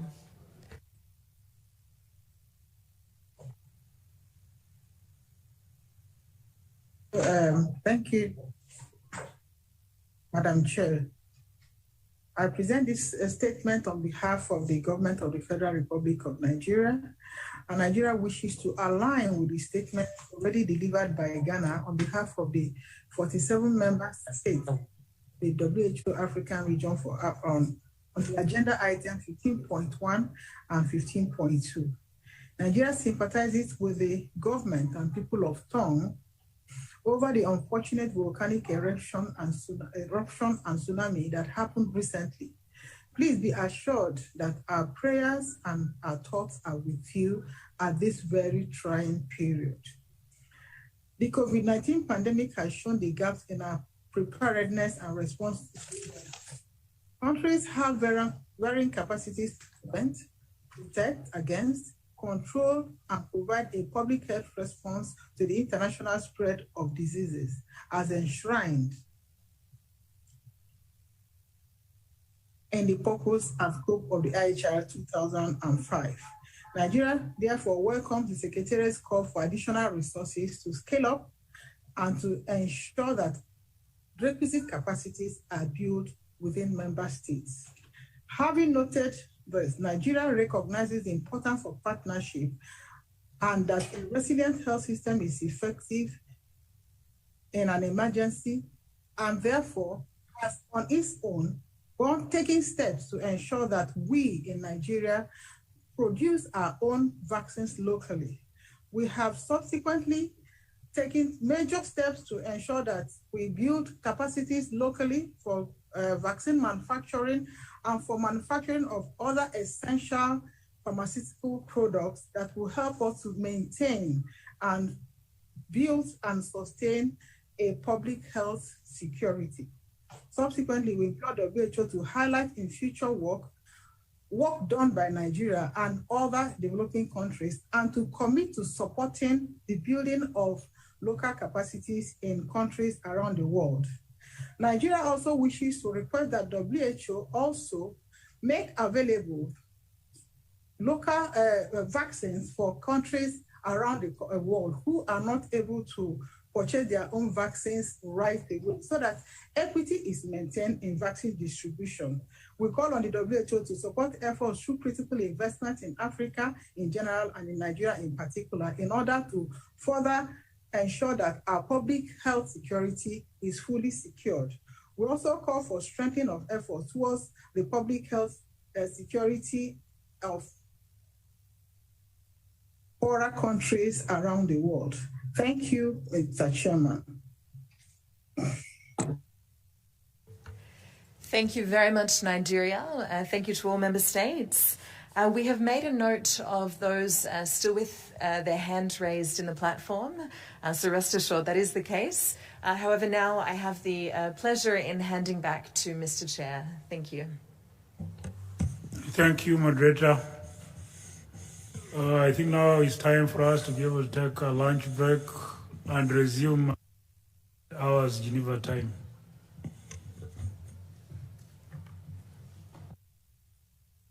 Recording stopped.